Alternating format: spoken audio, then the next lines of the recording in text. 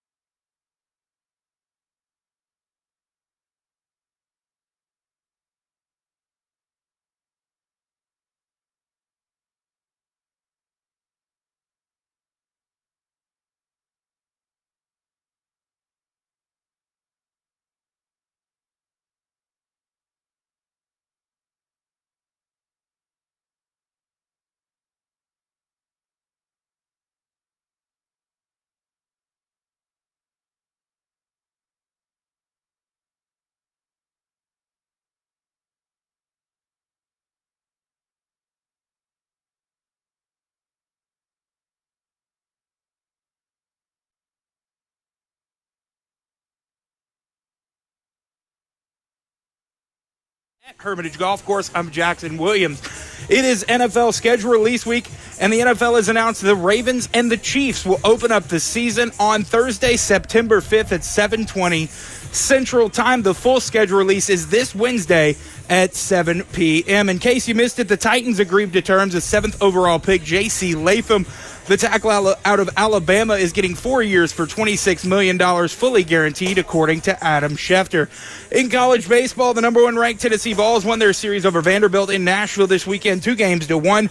Tennessee won both Friday and Saturday by scores of 8-4 and 7-6, respectively, and dropped Game 3 on Sunday by a score of 3-0. Tennessee hosts South Carolina and Knoxville this weekend for their final SEC regular season series. For all your foundation repair and waterproofing needs, visit USSTN.com. Breaking news at once on your home for the Titans and Vols. This is 104.5 The Zone.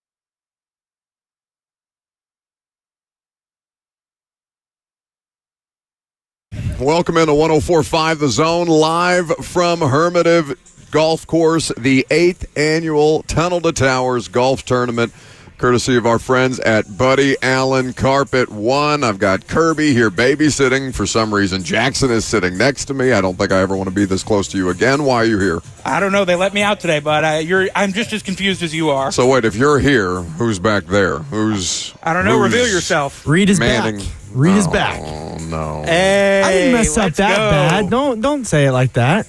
I feel like your first stint with us, Kirby, is already having to physically manhandle Jackson's microphone to make sure that he's got it correctly in front of his face. So wait, is just because Lucas is gone until the 21st does not mean I need this much adult supervision out Yes, here. it You does. don't need to send somebody other than Kirby with me everywhere that we go. Why? I don't understand. I feel constricted. I'm a little claustrophobic, even though we're out here at a beautiful golf course on a lovely Monday. What, Kirby? I don't think they trust me and you in the same place without adult supervision. Not that Jackson's adult supervision, but that's as close as we've got. Well, today. there is a representative sample size of why that trust may or may not have been earned, that distrust rather. Yes, it's a great day to be out here at Hermitage Golf Course. Always a great day when we're raising money for Tunnel to Towers, this golf tournament that Buddy Allen Carpet One, Floor and Home put on and make us a part of every year. You know Buddy Allen Carpet One, of course, locally owned and operated by the Allen family. I'm sure Zach is going to join us at some point in the show. I'm sure Zach has donned his kilt, which Jackson will witness in person for the first time. It's jarring every time, not just the first time.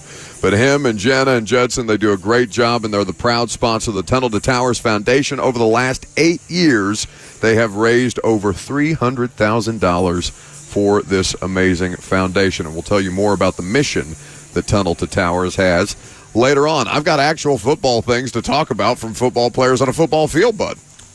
It's been a little while. We're real close. We're real close to schedule release this week, bud. Oh, I know. It's something that we already have to rip the Band-Aid off for Titans fans. The news coming out this morning, we have the NFL opener. The schedule release is going to be Wednesday night at 7 p.m. Central Time, which is timely because I have a live stream YouTube show at that very same time, and we're going to simulcast the primetime show to all the Zone's social media platforms as well on Wednesday night and do a live schedule reaction show. But in the meantime, we do have the season opener, and there will be a Titans legend featured in the season opener, except it will be between the defending two-time Super Bowl champion Kansas City Chiefs and the Baltimore Ravens, who famously have on their roster Jackson. Would that be one Derrick Henry? Yeah, did you have to think about it for a second? No, I just was waiting for you to finish. This is a new setup for both of us, bud. What, are you scared? A little bit. They don't let me out much. I don't get out much. Oh, no. This is going to be a disaster. Not only do I not just trust Reed back there as the audience, are we going to get more random Reed facts throughout the course of the show? Are you capable of that today? If you want them, I can. Well, I didn't say I wanted them, but there was an appeal for them last time. I'd like one per hour. Okay, 1 per hour. Are you capable of that? Last time he couldn't come up with a single one when I put him on the spot. You can't put me on the spot. You got to give me time to think. I like the 1 per hour. Thank you, Jackson.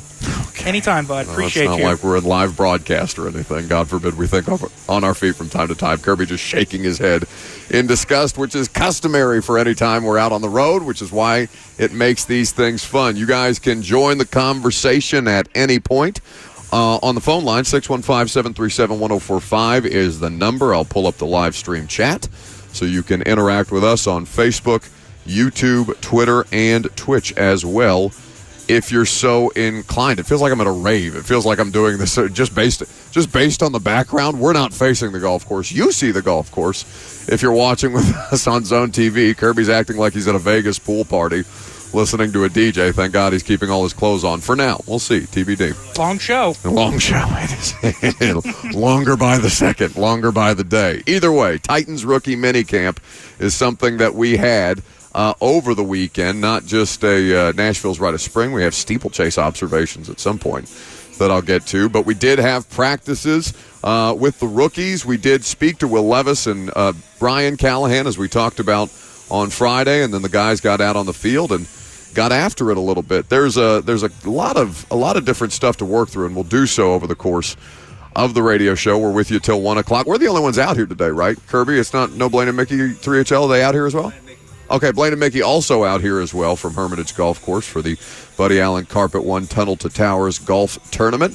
So, yes, let's start with the schedule, and then we'll work our way through some Titans rookie camp observations, because Ravens and Chiefs at Arrowhead to start the NFL regular season is what we're going to get. And for Titans fans, at some point you're going to see Derrick Henry and purple and black. It's probably going to be a little bit triggering for some of you. I think most people are probably over the shock of what something like that might bring, but there's still going to be some mixed emotions, some feelings. I'm looking forward to it. I think it's a great way to debut that, a rematch of the AFC Championship game where Ravens weren't able to get anything done on the ground. They had only 16 total carries throughout the course of that game for just north of 80 yards, and Patrick Mahomes obviously got back them. It was a vintage Mahomes performance in the first half, and then the defense kind of carried them against Baltimore in the second half, and then obviously Kansas City goes on to win the Super Bowl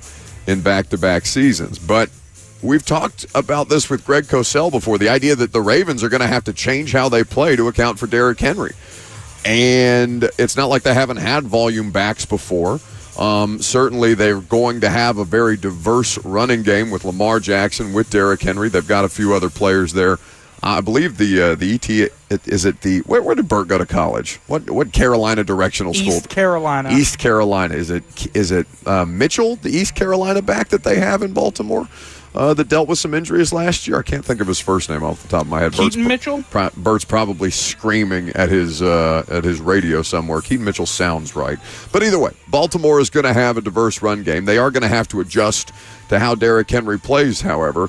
And there is a lot of different things that the Titans are going to be doing with their own offense as they revamp their backfield as well. But I think, there's going to be some Titans looking a little longingly at Derrick Henry in a Ravens uniform. Oh, yeah. It's going to be a real sad moment for a lot of Titans fans watching Derrick Henry run out of the Arrowhead Stadium tunnel in a Ravens jersey. Well, yeah, because he's done it at Arrowhead before, and he's done it well at Arrowhead before. But to do it for Baltimore is going to be a different matter entirely. Now, the Ravens have lost their only previous kickoff game appearance when they were beaten by the Broncos. That was Joe Flacco versus Peyton Manning. That was a Ravens Super Bowl title defense, and that's courtesy of ESPN.com. And like I said, the full NFL schedule release will be Wednesday at 7 p.m. Central Time.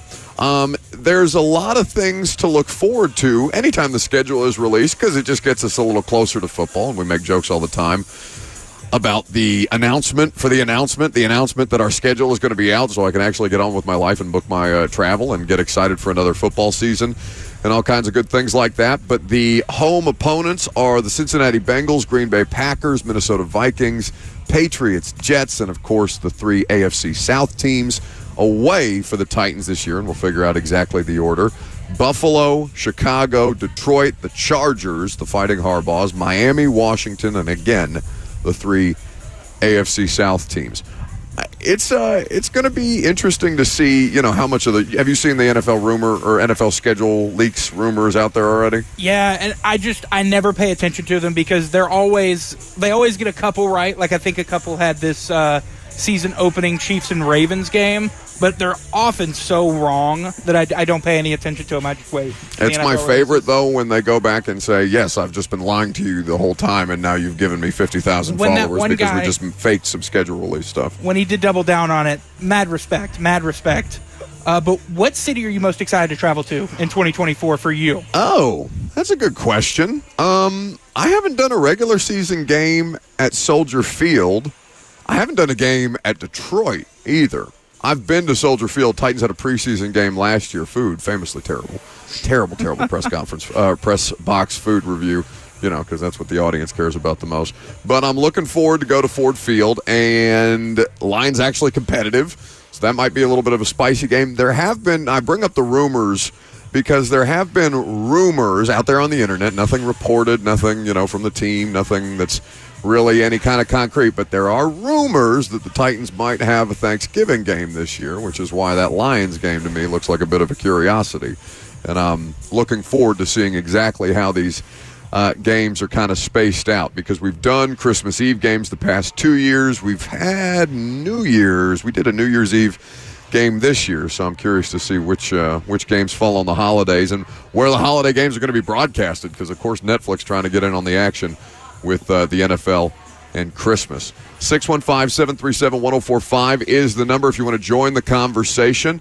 A quick reminder that we are out here at Hermitage Golf Course in beautiful Old Hickory, Tennessee for the Tunnel to Towers golf tournament that Buddy Allen Carpet One puts on every year. If you don't know what Tunnel to Towers is, it's a family-run, top-rated charity with over 94% of all funds going to the good work that they do. You can visit T2T, that's the letter T, the number 2, and the letter T.org to learn more about how your donations help change lives, because their mission is awesome. It's to honor the sacrifice of firefighters, of emergency responders who laid down their lives on September 11th, 2001. They also honor our military, our first responders, and others who continue to make the supreme sacrifice and life and limb for our country. It's the start of Police Week as well. I know our friends at Two Rivers Ford were doing some cool stuff with the Mount Juliet Police Department over the weekend as well. So it's a great cause. T2T.com is where you can go to find out more information. There was a fun baseball series, local baseball series between Vandy and the Vols over the weekend. Chris Burke is going to join us, future Tennessee Sports Hall of Famer. So I know we're excited about that, and, of course, VFL. But since we did have rookie minicamp over the weekend, why don't we do some observations, and specific to linebacker Cedric Gray, what we saw from him out there, what his coaches had to say, and what the Titans' fourth-round pick said himself about the idea of running the defense. I'm Buck Rising. It's 104.5 The Zone.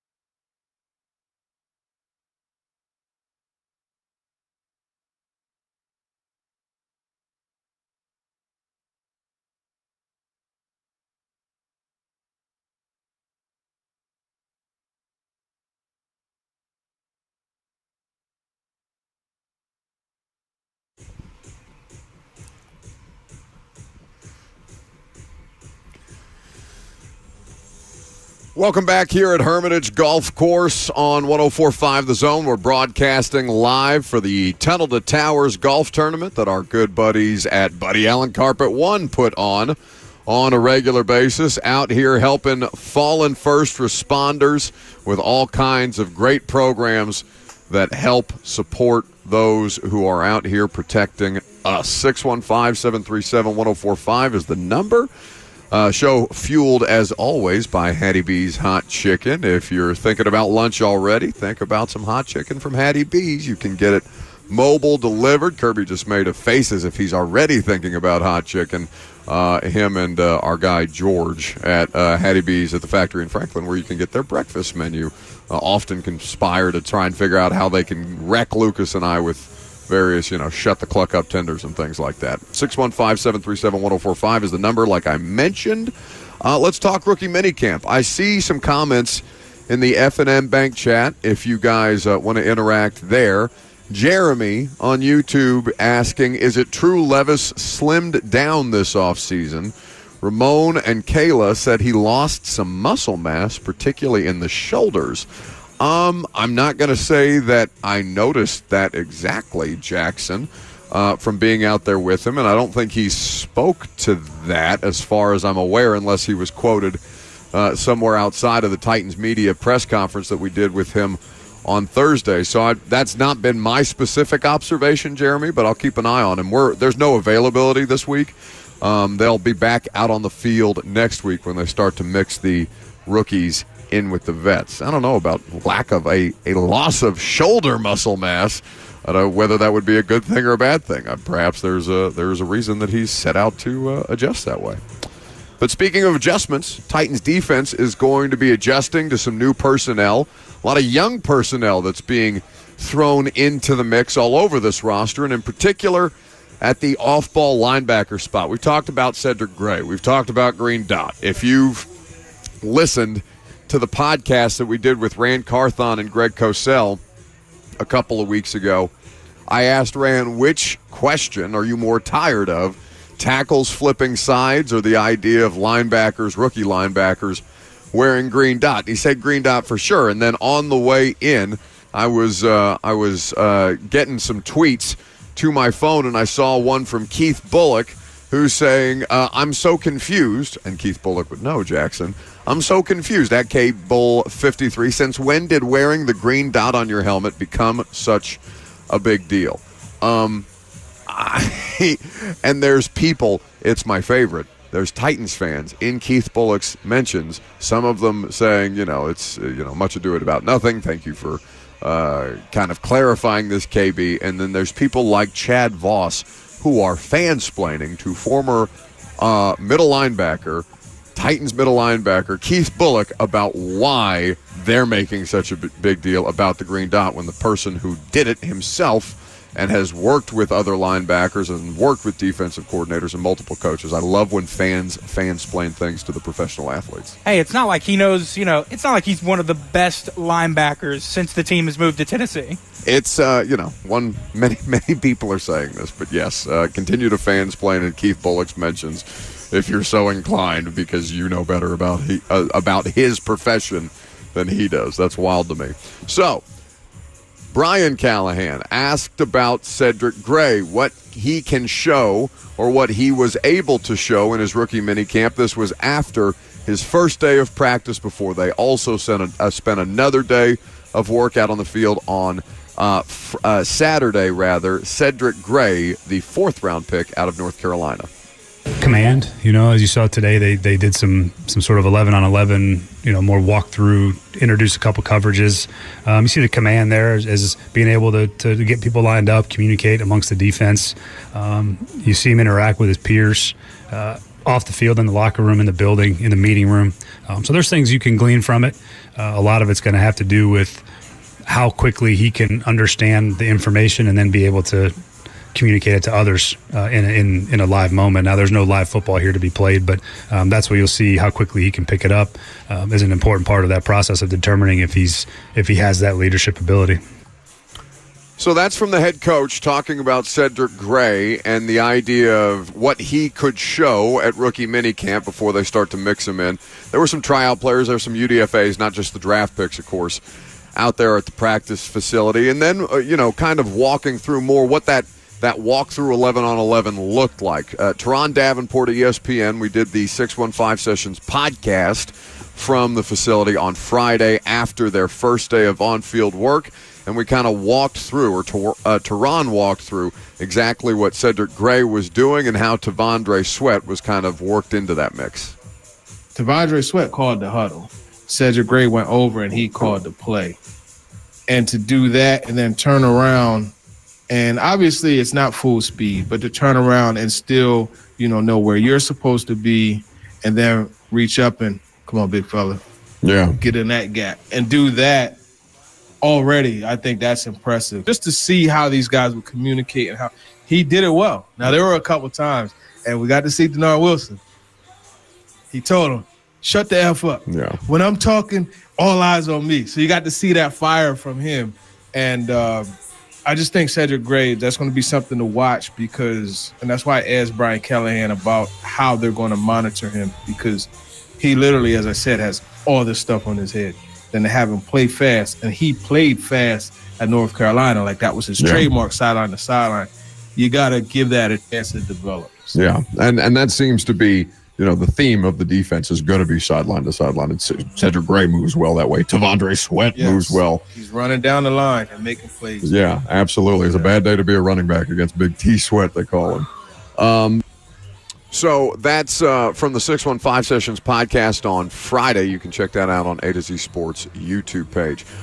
There's a lot about this that I think Titans fans are going to hyper-scrutinize unnecessarily, and you kind of hear people like Keith Bullock, Coach Mack has talked about this. It's just not that deep. Like, they know the defense. They get the call. They relay the call to the defense, and it's incumbent on everybody to know their job within the defense and within the play call. And you saw him kind of working through that process at the practice. He's wearing number 51. He was calling the defense, and he seemed to feel pretty comfortable with it. He was one of 3 players of the 7-man draft class to talk to us on Friday, and Cedric Gray was asked about how he was kind of getting baptized a little bit with day one play calling responsibilities. Yeah, I mean, it was really good. That's something in a job that I want to be able to have. So being able to go out there and do that for the first time today, I think it was really real. Just trying to be a leader, as a linebacker, we're the leaders of the defense. So just really trying to learn and just grow into that role. They're trying to get him up to speed on everything that he needs to know before he can be the person that tells everybody else what to do. Yeah, I think it's going to be important for him to – it's going to be a steep learning curve for him to learn this defense. It's a new system for everybody, though, so everybody's kind of coming in on page 0. So I think he has an advantage compared to most rookies in his situation. Why is that? Because everybody else is having to learn the same defense as he is. Yeah, I guess that makes it a little streamlined, right? Because they're all talking about the same terminology. They're all working through the same playbook. They'll be familiar with some concepts. He was asked if it was at all similar to what he was running at North Carolina, and he said not very much. So that'll be something to keep an eye on. And he's gonna make mistakes, just like any rookie's gonna make mistakes. So it's not gonna be a seamless process, but he's certainly well equipped. And Frank Bush, we spoke to him on Thursday, the linebackers coach who's had multiple stints with this organization, and I know who Titans fans know well. Frank Bush kind of working through the idea of, it's not as serious as you're going to make it. You just need to stop hyper-focusing on that specific thing. It's not like it's an unimportant thing, but if the football people are telling you that you're overcomplicating it, it's wise every once in a while to listen to him. You see who his roommate is at rookie minicamp? T'Vondre Sweat? He's a snorer. Is that surprising? No, not at all. Not at all. Sweat was one of the people to speak to us as well. He was a little more tight-lipped about everything, more because he was getting questions about his weight more than anything else, which I'm sure is going to be a common theme. I can't imagine having to – the idea of having to do the camp roommate thing again at 22 and 23 or whatever sounds like a disaster. There's nothing worse than a roommate that snores.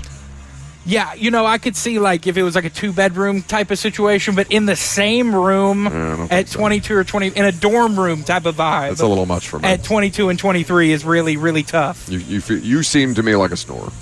Probably. Well, I'm not up when I sleep. Here's hoping that I don't find out. 615-737-1045 is the number. The question for you guys is this. As you look at the rookie class and the way that everything's kind of stacked, do you have a certain sense, and it's very, very early on, right? You guys are just learning about these dudes largely through shorter social media clips. You see a little bit of a press conference here or there. Maybe you're watching the press availabilities on a regular basis on YouTube. I know a lot of you do, and that's cool, but you're really just getting such a small sample size of who these dudes are.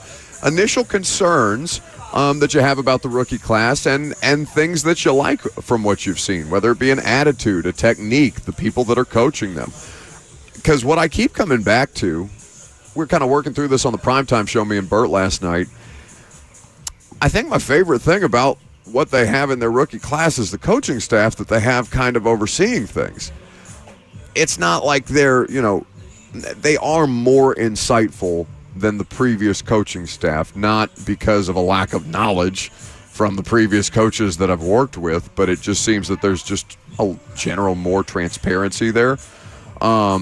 And not that they're going to give away scheme or all the different things, but it just at least on a fundamental level to get talked through some of the drills that they're doing, Jackson, to help us understand what you're trying to work on, what you're accomplishing, what the players are taking out of it, and where the mistakes are that they should be avoiding. So not only are they actively looking to avoid making a mistake for a second time, but that we can kind of have an idea of what they're supposed to be doing within the structure of the drills and stuff like that. Because one of the biggest observations that I had out there is they got a bunch of different looking equipment, and I've been working with the same coaching staff and training staff for basically 6 years, so fair to expect that there would be some differences.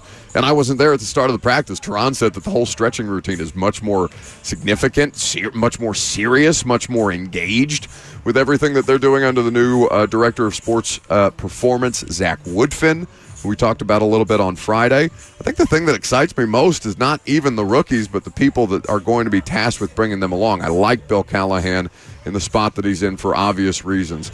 Frank Bush's record of developing linebacker talent, I know there's been some discussion about that as to whether that's actually a thing or not, but there's enough respected football people who say that Frank Bush knows what he's doing, and he's had a long enough career in coaching that it's not like I don't know enough about him to kind of judge him. I'm looking forward to seeing what he does with a particularly inexperienced off-ball linebacking core. But there's a lot to like about this coaching staff and the approach that they're going to take. Definitely. I do have to ask you one thing, though. What? Is the helmet on the stick still there? No one didn't see the helmet on a stick. I didn't see the helmet on a stick. It's very disappointing to me. The helmet on a stick is a time-tested tradition.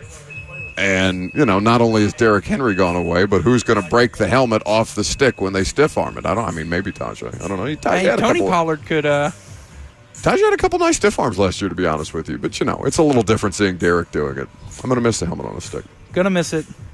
615-737-1045 is the number. A couple other interesting things to note out there. We'll talk about what Tracy Rocker said about Tavondre Sweat as well. I know a lot of people are interested. That seems to be the thing that most people are kind of hovering over. Sweat, his weight, kind of where things are at with the nose tackle, given that 366 is the reported weight.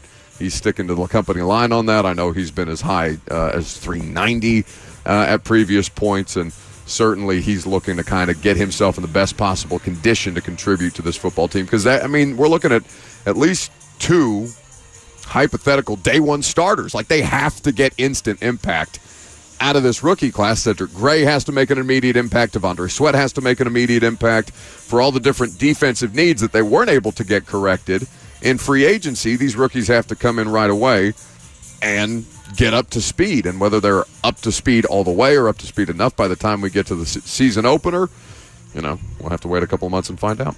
Let's go to the phones. Trey, you know the game. You got to call in, tell us your name and what you do for a living, not where you're calling from, because I'm bored with that. We're going to do what you do for a living. Trey is a truck driver. Hey, what's up, Buck?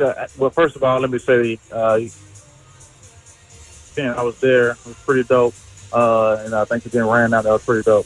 But all I wanted to say is I saw the tweet that Keith Bullock did right before I got on the road, and I was so happy that he said that because previous for the last year, maybe last year, it was because no one knew or cared about what it was and what it means. They just knew that the players were getting out on the field. They were being distributed to the players. So I was just so happy to see that Bullock say that out loud. That's all I have to say. Yeah, thanks for the call, Trey. We appreciate it. And I'm glad you had a good time at the live show. We had a great time at the live show with Rand Carthon and with Greg Cosell. All three episodes of that are up on YouTube, by the way, and you can check it out if you weren't able to attend a couple of Fridays ago in your favorite podcast feed. Just search the install. Yeah, I know a lot of people are enjoying. At least, there's nothing to be upset about. I think Bill Callahan said it with us on Thursday. Everybody's undefeated, so it's all good vibes until something goes wrong and somebody gets injured and all the predictable stuff that happens over the course of a football season. But there seems to be a sigh of relief from Titans fans that at least their relationship with their football team seems a lot less contentious because the people running their football team are willing to give them some degree of transparency about how all this stuff's going to run, which I know was a big issue for a lot of Titans fans under the previous coaching staff.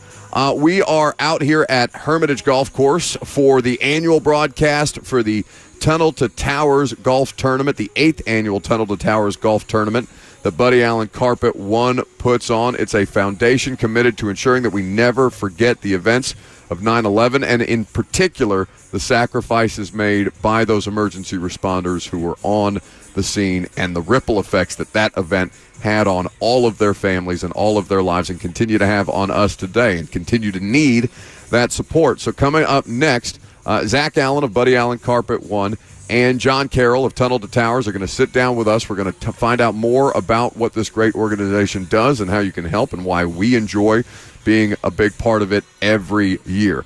I'm Buck Rising. It's 104.5 The Zone.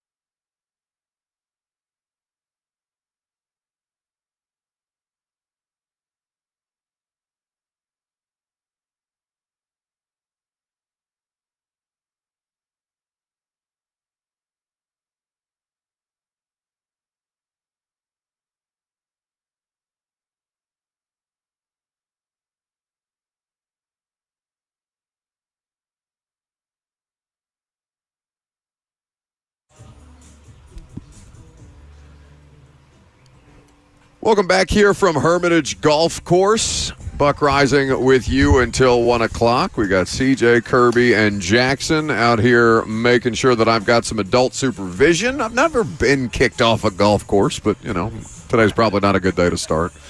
We'll see if I can avoid any controversy. Zach Allen in a kilt. I don't know if that's controversial or not. Hopefully it's not the traditional style of kilt without undergarments, but I guess we won't know until he shows up at the table, huh? I'm scared. Oh, there's always an adjustment period anytime Lucas leaves and somebody else is tasked with sitting here and taking the barbs and the awkward conversations that I try and drag us down to. It's going to be okay, Jackson. You look a little bit like the first meeting that we had collectively, the three of us with our bosses, where you got stuck between us on the couch, and you were very nervous. You were very uncomfy. You didn't know what to do with your hands. It was a little bit like Ricky Bobby, just kind of hovering and then floating down and then kind of, clasping and all these things. A little bit of sweat. It was okay. I don't understand why you get so uncomfy in these situations until I bring attention to it. I am just going to let you know, miles more comfortable right now than I was in that meeting. I don't believe you. I am 100. Because you're not usually on camera. This is a different environment for you. People can hear what we're saying. It's not a very intimate setting. I can't pick my nose. Yeah, well, I prefer you not do that anyway on a regular basis. It's just like Lucas burping in the studio. It sounds like something's emerging from his chest cavity every time he omits one of those sounds. But either way, I feel like you're a little nervy. I think you're going to get through this. I think it's going to be okay. But I'm just know that I'm probably going to bring attention to your insecurities throughout the course of this. I think by hour 2 I'll be good. I think hour 1 we're just kind of adjusting to this. This is very new.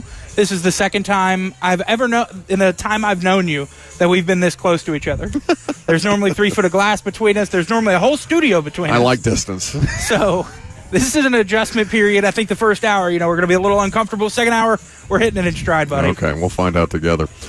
So we'll see if the rookies can't hit their stride as they get more and more practice reps, and that was something that we talked to Brian Callahan, new Titans head coach, about his first rookie minicamp, running the show with these things, and just the idea of having a degree of patience, not just with Latham or Gray or Sweat or any of the individuals, but on the idea of patience with the rookies in general as they try and get them up to speed. This was the head coach on Thursday. Patience. We all understand that there is a lot on these guys' plate. There's a lot of things that maybe they haven't been exposed to schematically, technique. So that understanding just allows you to not rush to judgment on whether a guy can handle it. I always tell rookies that this first part of the offseason for them is going to feel like they're going to lose some confidence. It's going to be hard. And the key is to make sure you don't lose that confidence, because by the time you get to training camp, everything should start to settle down a little bit, and you should be able to feel like you can go play and play fast. But it is a process, and it's not easy. And so there's patience on both sides, ours in terms of our evaluation, and on them knowing that it's going to come at some point. But as long as you're putting the work in, you have a chance to get to where you need to get to. Brian Callahan, it's the same message generally. Even though the coach changes, just don't make the same mistake twice. If you're going to make the mistake, make the mistake at full speed. Try and give it maximum effort, or do give it maximum effort, because that's ultimately what you're going to be judged on. And then, your ability to correct the mistakes is almost secondary to that. But the effort is there first and foremost, and then the learning curve can start. And certainly there's going to be a learning curve for things like J.C. Latham, who's switching from right tackle to left from college to pro. And much like the green dot conversation, it's overblown. It seems to be. If you're a good enough athlete, coaches don't care. And they will work with you to try and put you in the best position to succeed. Technique is a muscle memory thing. If you're a high enough caliber player with enough traits and attributes and the kind of strength and power that somebody like J.C. Latham possesses, it really shouldn't be that deep. But there are some adjustments. And Jackson, have you heard anything about Olga and Bertha just yet? They look scary. They look like they would be tough to push. I would like to see you push them at training camp rather than a 40-yard dash. I want to see you and Bertha head-to-head. Okay, well, he's not. We're not referring to a domestic situation. Olga and Bertha are the sleds that Bill Callahan has created and named unto himself. In fact, he has a patent. You have an offensive line coach that is scientifically inventing the way to train offensive linemen, and they have names. Apparently, there are individual sleds. There's a different name for the 5-man sled, and it's not like the conventional one. So you played football at some level, yeah? Yeah, high school. Okay, so, everybody has everybody has football sleds that you work against. There's the 5-man sleds, and then there's the individual sleds, and there's always a bleep-head offensive line coach, whether it's high school, college, or whatever, that's barking at you about how to hit the sled, how the proper technique is utilized, and there's always kind of a similar theme to the sled, right? It's got a frame that it sits on. You got the pad. It's got shoulders, not outright arms, but it's kind of at an angle. It's straight up. It's standing straight up to where you come out of a loaded position and hit the sled that's hovering over you, but it's over you at an angle and kind of straight up, right? Yeah. We're making a visual for people who are listening to us on radio. We're not giving any kind of hand signals out here for the Zone TV audience. But if you can picture a conventional football sled, think of a defensive lineman who is also in a loaded position coming out of his stance, because that loaded position is what Bill Callahan's sled is actually shaped into. So you have to hit it with the proper leverage and the proper technique to get it to move. Otherwise, you're just going to go straight up and you're going to stall out and you're going to have issues with the blocking protocol. So you'll hear from J.C. Latham on that sled here in just a second. But in the meantime, we have Zach Allen of Buddy Allen Carpet One, and we're expected to be joined by, what, are you out of breath? You came in hot, man. I was on the jog over here. Yeah, I felt like I did. I was at the river down there. What that look like in a kilt? It's a good look. Excellent look. Buddy, it's good to see you. You too, man. Appreciate you having us out again for this awesome event, Tunnel to Towers. Buddy Allen Carpet One, you guys and the family have raised so much money for the Tunnel to Towers Foundation, and not just the memory of Steven Siller, who we've talked about before when we've done these shows out here with you and when you guys have put on the tournament, but so for so many different families affected and involved, not just in Middle Tennessee, but across the country. That is correct. And the foundation itself has grown so much over the years to expand. We got into this when we were building smart homes for catastrophically injured war veterans, people coming back, quad amputees and stuff. They expanded from that to taking care of first responders, families that have been killed in the line of action. They're paying off mortgages, have done that in Middle Tennessee, unfortunately, more times than you want to, but they have taken care of families. Also, service members, Gold Star families, they take care of that. We had the terrible Air Guard helicopter crash last year. They took care of those families. It's been great to be a part of. The newest initiative that I've been very excited about is they started purchasing hotels across the country. They started in L.A., Phoenix. They're looking at one in the Nashville area, and they are refurbishing these for homeless veterans to provide them a place to live, alcohol and drug counseling, work counseling, all the therapies and things to get them off the streets and back out into society, all completely free and all paid for by the great donations from all of the wonderful people here and across the country. T2T.org is how you can support Tunnel to Towers Foundation. Zach Allen of Buddy Allen Carpet One hanging out here with us. Well, he's invited us to hang out here with him and all of his friends who are putting on such a great event for the 8th straight year.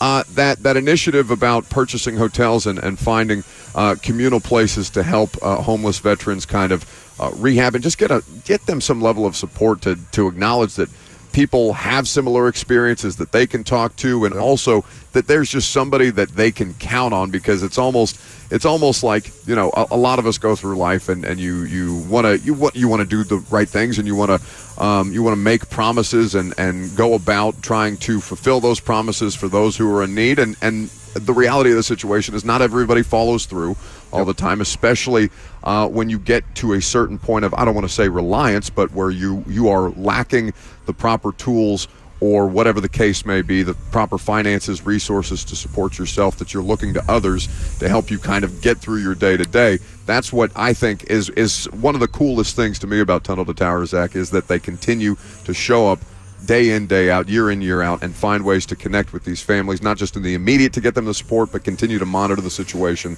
and make sure that they have sustained support. They do an absolute great job of that, and and one of Frank Siller's initiatives is going to help the people that want to be helped, and if you don't want to be, and that's okay, but if you do want it, they're there, and they're there with them every step of the way. Like I said, his big initiatives are making sure that families stayed in their home after a tragic loss of their first responder loved one or their Gold Star, their service member. To displace an entire family by losing them. That was one of the things near and dear to his heart, was to keep these families in their homes, and that just resonated with all of us at Buddy Allen and all the folks that are out here that are supporting this tournament. Was the dedication to family for these fallen heroes.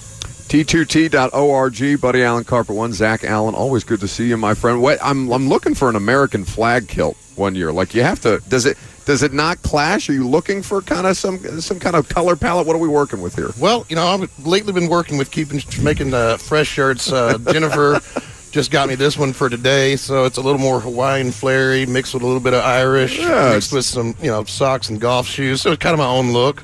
It is a unique to you look, I will tell you that. We've got some more people out here in kilts. I donate personally an extra $100 for every person that shows up wearing a kilt. So I think I've got 3 or 4 out there right now. We've talked about this before. Another $300 or $400 to the foundation for supporting the heritage of where golf came from. I'm not opposed to the kilt one year. We'll see. You look good in a kilt. I don't think I would look bad in the kilt. I don't know if anybody looks outright good in a kilt. You'd be the only Egyptian in a kilt out here. I'm just trying to bridge the cultural gaps, baby. Hey, you look, and we welcome everybody to put one on. That's exactly right. Zach Allen, BuddyAllenCarpet1.com is where you can check them out. Of course, T2T.org is where you can find out more information about what Tunnel to Towers does and how 94% of their donations, the donations that you send, and the donations that people continue to contribute across this, the years, decades that they've been continuing to do this work to support those first responders and their families who are here to help us. What have been the highlights today of the golf event? Well, the highlights today have been, we've got a couple of golf cannons out here. Some people really taking care of getting some distance. But we passed one fun hole that was interesting. It was a marshmallow tee-off. Okay. They're teeing off with marshmallows out there for some extra donations on who can hit their marshmallow the farthest. Has anybody succeeded without, I would imagine a marshmallow just combusts? It turns into a disc, actually. You hit it, and it's just a disc spinning out through there. It was pretty fascinating to watch the marshmallow tee off. That's why you got to come out here. They do this on an annual basis. They have a lot of fun. Allen Carpet One, 8th annual Tunnel to Towers golf tournament. Over a $250,000 raised so far. That's incredible, and over $300,000 that they have helped raise for Tunnel to Towers in the time that they've been doing this. Yep, that's it, sir. It's always good to see you, bud. Thanks for having us out again. All right, my man. Zach Allen, Buddy Allen, Carpet One. When we come back, we'll talk more Titans minicamp live from Hermitage Golf Courses, 104.5 The Zone.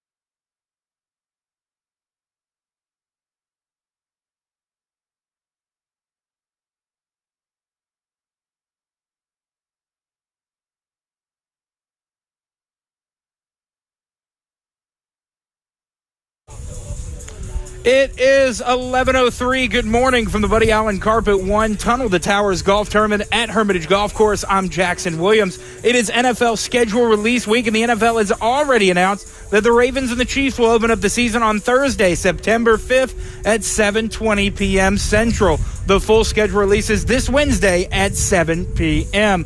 In case you missed it, the Titans agreed to terms with 7th overall pick J.C. Latham as the tackle out of Alabama is getting 4 years for $26 million fully guaranteed, according to Adam Schefter. In college baseball, the number 1 ranked Tennessee Vols won their series over Vanderbilt in Nashville this weekend, 2-1. Tennessee won Friday and Saturday by scores of 8-4 and 7-6 respectively, and dropped Game 3 on Sunday by a score of 3-0. Tennessee hosts South Carolina in Knoxville this weekend for their final SEC regular season series. For all your foundation repair and waterproofing needs, you need to visit USSTN.com. Breaking news at once on your home for the Titans and Vols. This is 104.5 The Zone.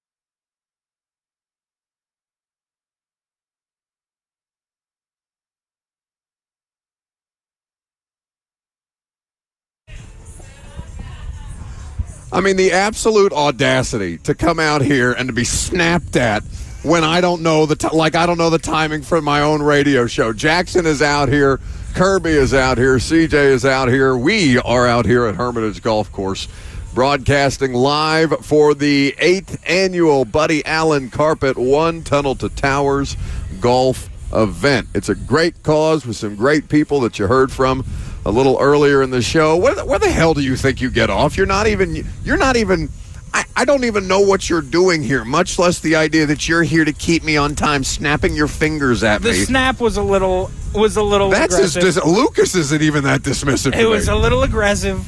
I turned around, your back was to me, the music was starting, I panicked a little, and needed you. I needed you desperately. Well,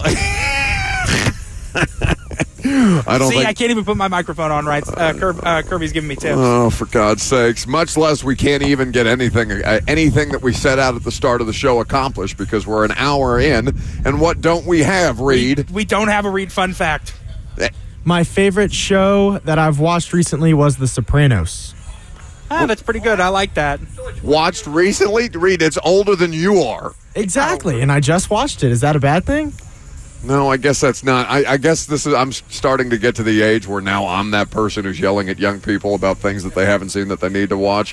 For me, it was a long time Caddyshack. I still haven't seen Caddyshack all the way through. Kirby's disgusted with me as we broadcast live at a golf course. But yeah, now that's going to be me shaking a fist at the young people like Reed and Jackson. Why haven't you watched Sopranos? Uncultured swine. It was amazing. I loved it. Okay. Well, you got all the way through? All the way. I watched it in like a month. I binge watched it quick. Oh, that's kind of disgusting. A month. That's like 8 seasons. What do you mean a month? Is it supposed to be quicker? No. Okay. Well, you owe us 2 because you've only given us 1, even though we're an hour into the show. So it's something. I have never seen any of the Star Wars movies. You can't cram it into the top of the hour. Tease it, Reed. You said one more. Oh, I'll give a movie that I've never seen before. Great start. I just don't understand why we can't do anything right ever as a show collectively. It doesn't matter who's on the show. I don't even have to. Anyway, 615-737-1045 is the number if you want to join in the discussion. We'd be happy to have you at any point. Titans rookie minicamp took place over the weekend. I mentioned before Zach Allen sat down with us that J.C. Latham, the work that he was getting in under his new offensive line coach, Bill Callahan, and the sleds, Olga and Bertha, that he's got out there for the young men to be repping against. His specifically invented and patented sleds that he has licensed and sold across many years now. I'm sure he's invented a lot of other things, but J.C. Latham was not aware that the sled that he was pushing was invented by his new offensive line coach, and certainly had not too big of an adjustment, but a slight adjustment for an overwhelming athlete of that size, of that pedigree, and somebody who's played in the SEC, who's renowned for power and strength. To not be able to move this sled for the first couple of times, I don't imagine there's been too many times in J.C. Latham's life where he's run into something that he can't move. But certainly that was the case with Bertha, and this was JC on Friday talking to us about it afterwards. Yeah, I mean, it's 380 pounds. You know, at Bama, we have a sled similar to it, not exactly like that, but we just put our coaches on it. So it's kind of, you know, the same in that sense, but I mean, it really emphasizes technique. You know, on my first rep where he wanted us to move it, you know, I shot out my hips and kind of got it straight up. And if you get it straight up, you're not going to move it as a D lineman. You know, it'd be a stalemate. So you really kind of got to gradually drive as you rise with your hips. So that's something that I was learning as I went. But I really emphasize technique though. I know you talked about your great visit here with Bill Callahan when you came here, spent a couple hours with him. What's it like being on the field with him, kind of learning from him as a teacher? Yeah, I mean, great coach. Great coach, really emphasizes, you know, just protecting the team and being on time to everything, you know, earning the coaches and the players around you their trust and establishing that type of respect throughout the building. So, you know, we had our meetings and I guess you would say like our orientations and stuff yesterday. So I really got to get a feel for him as a coach now. You know, we're not in that kind of a recruiting process to where, you know, it's a top 30 visit, you know, it's real. So, and, you know, just nothing but great things. That's J.C. Latham on Friday talking about the experience with Bertha and with his new offensive line coach, Bill Callahan. O-line Jesus, OLJ, as Ron Slay calls him.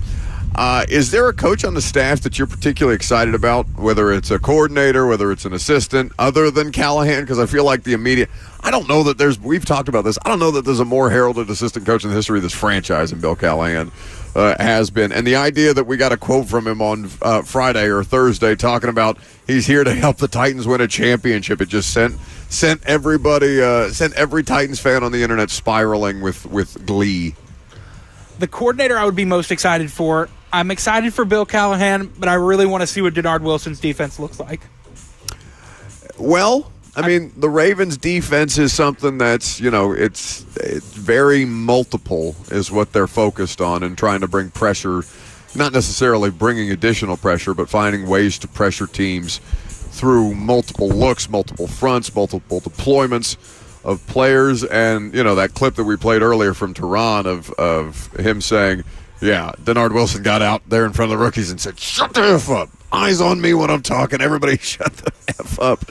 And kind of taking over, taking control. And, you know, you need that spark. You need that energy. Mike Vrabel is probably the most creative cusser I've ever met in my life. It seems like Denard Wilson is going to uphold that mantle quite well. But just his approach and how the defense is going to attack without being an outright pressure defense or pressure focused. I don't want to say pressure focused defense, but you understand what I'm saying. Like pressuring quarterbacks without the need to bring additional rushers and finding ways to create and confuse that way. That's the thing that I'm looking forward to the most. I'm seeing a lot of love for Tyke Tolbert, the new wide receivers coach, where people are interacting on Facebook, YouTube, Twitter, and Twitch.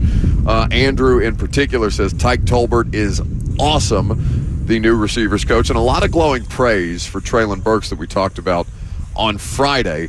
Wide receiver competition is going to be interesting, and the rookies and how they factor in. And once Boyd's still not officially signed to a contract, so I'm curious to know what the holdup is there. Perhaps we'll see an announcement at 3 p.m. today. Perhaps that'll be something that stretches out a little bit into this week. Vet's not back out on the practice field with the rookies, not this week but next, so they do have a little bit of time, I guess. I mean, they have as much time as he wants to take. But it's interesting to see him out there messaging about the Titans and having, we're coming up on a week without this dude being under contract and the deal reportedly being agreed to. Was it during the show Tuesday when Boyd agreed? That sounds right. I think it was during the 11 o'clock hour on Tuesday when we got the report from Jeremy Fowler first. Terms agreed upon, contract not yet signed, but, Levis up there talking about texting TB, not Tom Brady, Tyler Boyd, and looking forward to learning the offense from him that he and Brian Callahan are going to bring from Cincinnati.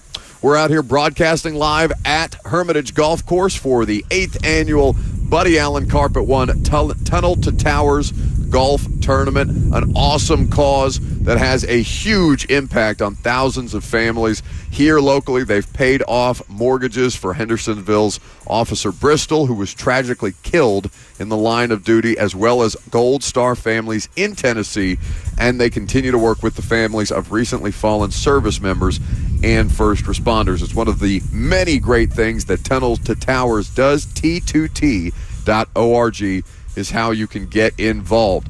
Coming up next, you're going to hear from Tracy Rocker and Tavondre Sweat. We'll also talk about the most polarizing thing about Will Levis as the Titans quarterback. I'm Buck Rising. It's 104.5 The Zone.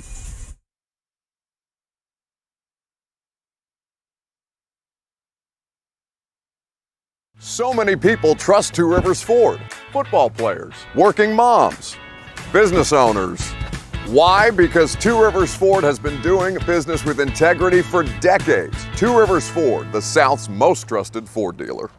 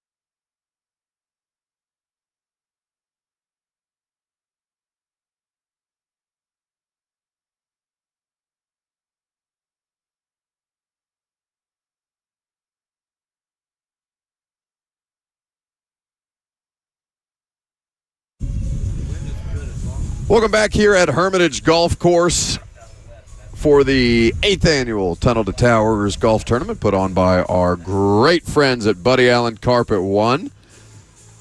Lucas is out on, do we call it on assignment? They say that about Dawn whenever she's out actually working. Lucas is just perusing around Italy. Jackson is here babysitting me. In the meantime, we are fueled by Hattie B's Hot Chicken.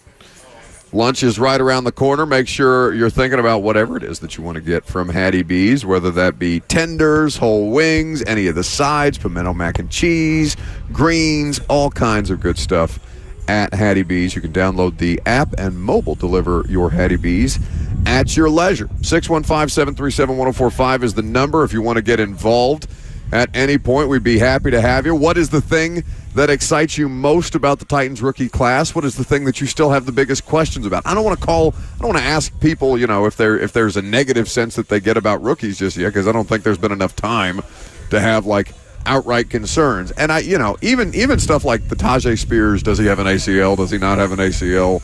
Is this running back going to be, viable solution? It ended up being a non-factor, so all the hand-wringing stuff about Tajay Spears, he was probably, outside of Levis, the thing that people were excited about most out of the rookie class. So, it's the Coach Mack rule, keep your powder dry perpetually.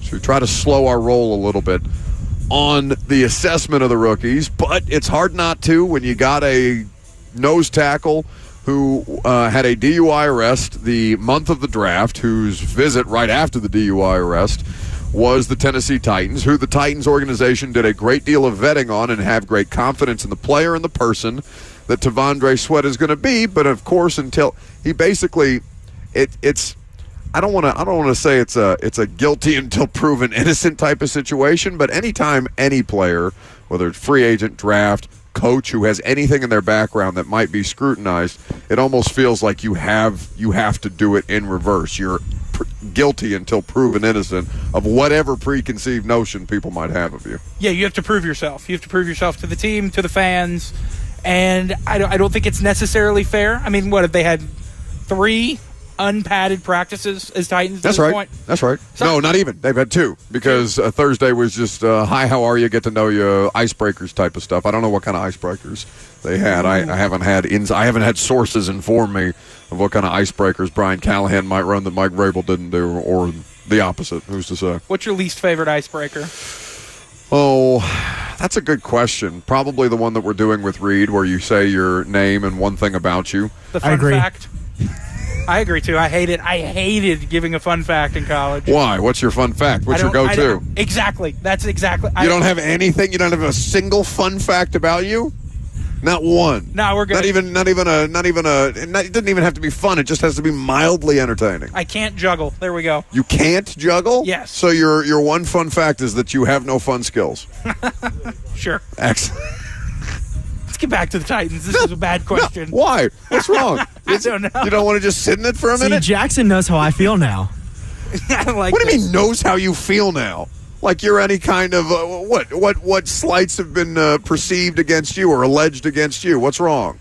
That I'm not quick on my feet. You said I was a lot funnier. Because you weren't quick on your feet. I'm not. I am a lot funnier when I don't have a mic in front of my face. Which is useless because that's the theme that I get around here on this show. Kirby's funnier when the microphone's not on. Jackson's funnier when the microphone's not on. Reed's funnier when the microphone's not on. Exactly. When you texted me that, it hurt me a lot more than you probably thought it did. No, I hope it hurt. I hope it hurt worse than it ended up hurting. Okay, that's about as harsh an allegation as I can throw at somebody. You're not funny on the air. You're only funny when we're not being paid to be funny or entertaining. I feel like me and you have had some funny moments.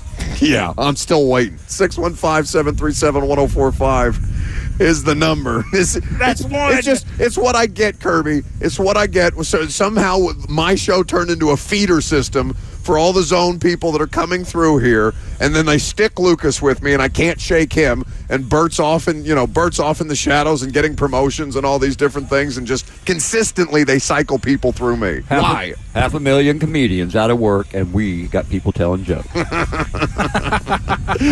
So I don't know how many jokes are being told about Tavondre Sweat and his weight, but he is somebody who's going to be consistently scrutinized, consistently asked, and, going to have to continue to prove himself to that effect as he goes along. And so with T'Vondre Sweat coming into this particular rookie camp, Callahan was asked about how he's moving, how he looks out there on the practice field. Brian, not Bill, of course, the head coach. This was Brian Callahan on Thursday. He looked good today. I thought he moved well. You never know when guys get here what they're going to look like, and I thought he did a nice job. Looked like the guy we saw on tape, which was good to see. So nothing too revelatory there. But T'Vondre Sweat was also asked about this at his press conference afterwards. And, he spoke to the idea that they have a plan. Tracy Rocker also chiming in on the idea of Sweat and his weight. They have a specific plan for all of these guys. We've talked about this with Callahan before. There's a fine system if Sweat or any other player don't make the weight that they feel is appropriate, that they need to be at. And Tracy Rocker, who is not only dealt with collegiate and professional athletes, as a coach, he is somebody who is the father to a collegiate and now professional athlete, as a baseball player, and talking about the way that you have to implement the discipline as an individual, coupled with the plan that the staff is tasked with putting together. This is Titans defensive line coach Tracy Rocker. No, I think the weight is going to be very vital. That's in this league. You have to maintain the weight to survive in this league. And what happens is, as we all know, is being a D lineman. You got to be in great physical conditioning to maintain to play at a high standard. And what happens is, in the latter part of the year in November, it gets cold. Well, everybody really they throw it, but really they run it. So it's things like that. I think we have to keep getting better defensively. That we can play the run and control the line of scrimmage, and then after that, it's rushing the passer. And so I hope we can get him at a great weight and a great mindset, and in a positive way that we get the best out of the young man. It's Tracy Rocker, the Titans defensive line coach, talking about working with T'Vondre Sweat. They're really excited about him, and he seems to relish the opportunity that he's got in front of him, so we'll see how that all plays out. Now, it's funny to me, and this is, I made a promise to Lucas Jackson that I'd stop doing radio show topics that I see carrying conversation on social media, because I don't think that the majority of Titans fans exist on Twitter, or are complaining about whatever it is that the Titans Twitter or Titans Instagram, Titans Facebook, what have you, whatever's carrying the online discourse is not always the best way to kind of discuss the team. But it is funny to me that we're talking about a player who's got actual things to prove and actual things to work on, and the chat is carrying on Facebook, YouTube, Twitter, and Twitch about a third-string quarterback who's probably not even going to make the roster, while we're out here trying to figure out if the starting nose tackle is going to be able to have instant impact. Why are people so obsessed with Malik Willis? He was a third-round pick. He was very excited. I mean, you got to remember the buzz that Malik Willis came in with. I understand it's not gone well for him in the last 2 years, but people are still very interested in Malik Willis. No, please fansplain me how I don't understand the hype that was around Malik Willis in a very poor quarterback draft. Go ahead. I'm good. You asked the question, why are people obsessed with Malik Willis? You asked me the question. Yeah, I asked you the question, but the hype around Malik Willis is not something that I was expecting to be a viable answer. I'm talking about still. That's been 2 years ago. People are hung up. No, what are they hung up? There's not. That's the thing, and every time we go into this, I feel like I have to say it about Traylon Burks. I have to say it about Daniel Brunskill. I don't dislike these people or anything like that. I'm just so curious as to the hang-ups for football players that don't contribute. At least Burks makes sense to me because he's a former first-round pick. You got the polarizing element of this is the guy that Titans fans, I don't want to say gave up A.J. Brown for, because they didn't give him up, but you sent A.J. Brown up the river to Philadelphia and got Traylon Burks back in return, so that is always going to be contentious. But the idea that the vast majority of the YouTube comments are just rattling and rambling on about a quarterback who has yet to do anything of consequence, and in fact, all he's done, the most significant thing Malik Willis has done is play himself out of a job, and that's all that I can see people yammering on about on YouTube and Facebook Live. It's weird.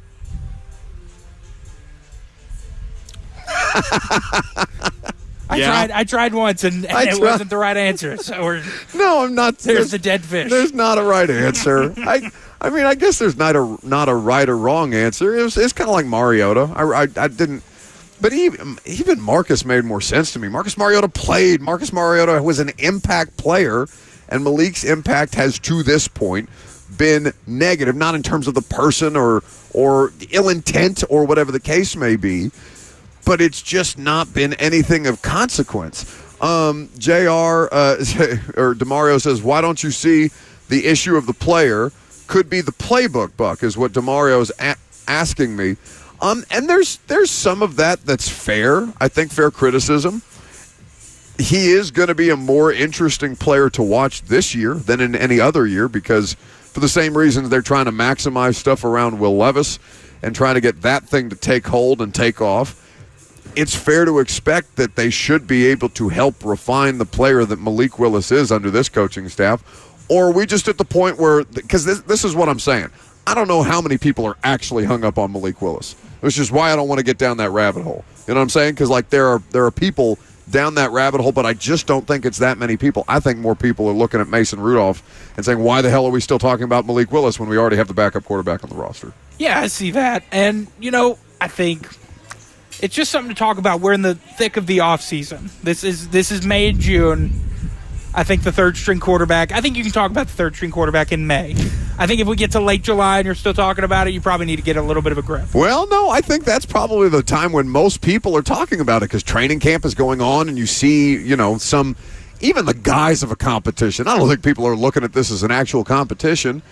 You're coming in with the understanding that Will Levis is the starter, that Mason Rudolph is the backup, and that Malik is vying for either emergency quarterback 3 or just to make the damn roster. And this is as viable a climate to keep the third quarterback as humanly possible, but he has to be on the active roster for that third quarterback rule to apply. Ben says it's because Willis is a black quarterback. More victim talk, always somebody else's fault. Malik Willis sucks. That's got nothing to do with it. And it drives me crazy when people try to make it a racial conversation. Football in particular, all right, the football locker room, and I'm not, Jackson, this is my dead fish to you, so if you want to run away from the race talk, it's okay, I understand. But very white. I'm so white. Yes, I this is a famously very, very Caucasian show, so let me not speak on black issues with any great degree of self-experience or knowledge. But I will say the idea of the football locker room being as equal a workplace as anything else, where it is just derived upon merit. Everybody has, either implicit bias or explicit bias that they come in with that they may realize or they may not realize, whatever the case may be. But if the athletes and the coaches aren't making that an issue, why on earth are people making it an issue? I don't think that that's anywhere in people's thought process. We're talking about performance of the player, not the color of the skin or the dynamic or any of the preconceived notions that you might have about a black quarterback or a white quarterback or the competition between the two. Although it is honestly my least favorite thing about sports and programming and the way that they kind of construct these things, because what's first takes formula? You got a white guy and a black guy arguing with each other and embrace debate, right? That was the whole theoretical, theory around these argument television shows where it's Skip and it's Stephen A, and they're going back and forth, and one represents one thing and the other represents the other thing, and that's the way that we're setting things up to create that argument television, to create division, to create controversy, to create content and discussion, and that it continues to play out in the way that people talk about sports after the fact, when in locker rooms this really doesn't have a factor, is one of the things that drives me the most crazy about sports. But I'm not going to make you wade in there. Look at you looking at me so scared. I'm out. That sign up. We need some kind of like awkward ice breaking sound every time I wander into race and sports talk, and you and Lucas want to just run away and talk about edge rusher depth. Reed, again. Can you hit me with a ta-da? Oh, is it uncomfortable for you when you call for audio that's not available? Is that unpleasant? That's the first time I've tried it. Oh, yeah. Do you have it? Hey, there we go. All right, Titans rookies minicamp. Let's get back to it. Okay. Is that your trans? Is that hey, pay attention. Yeah.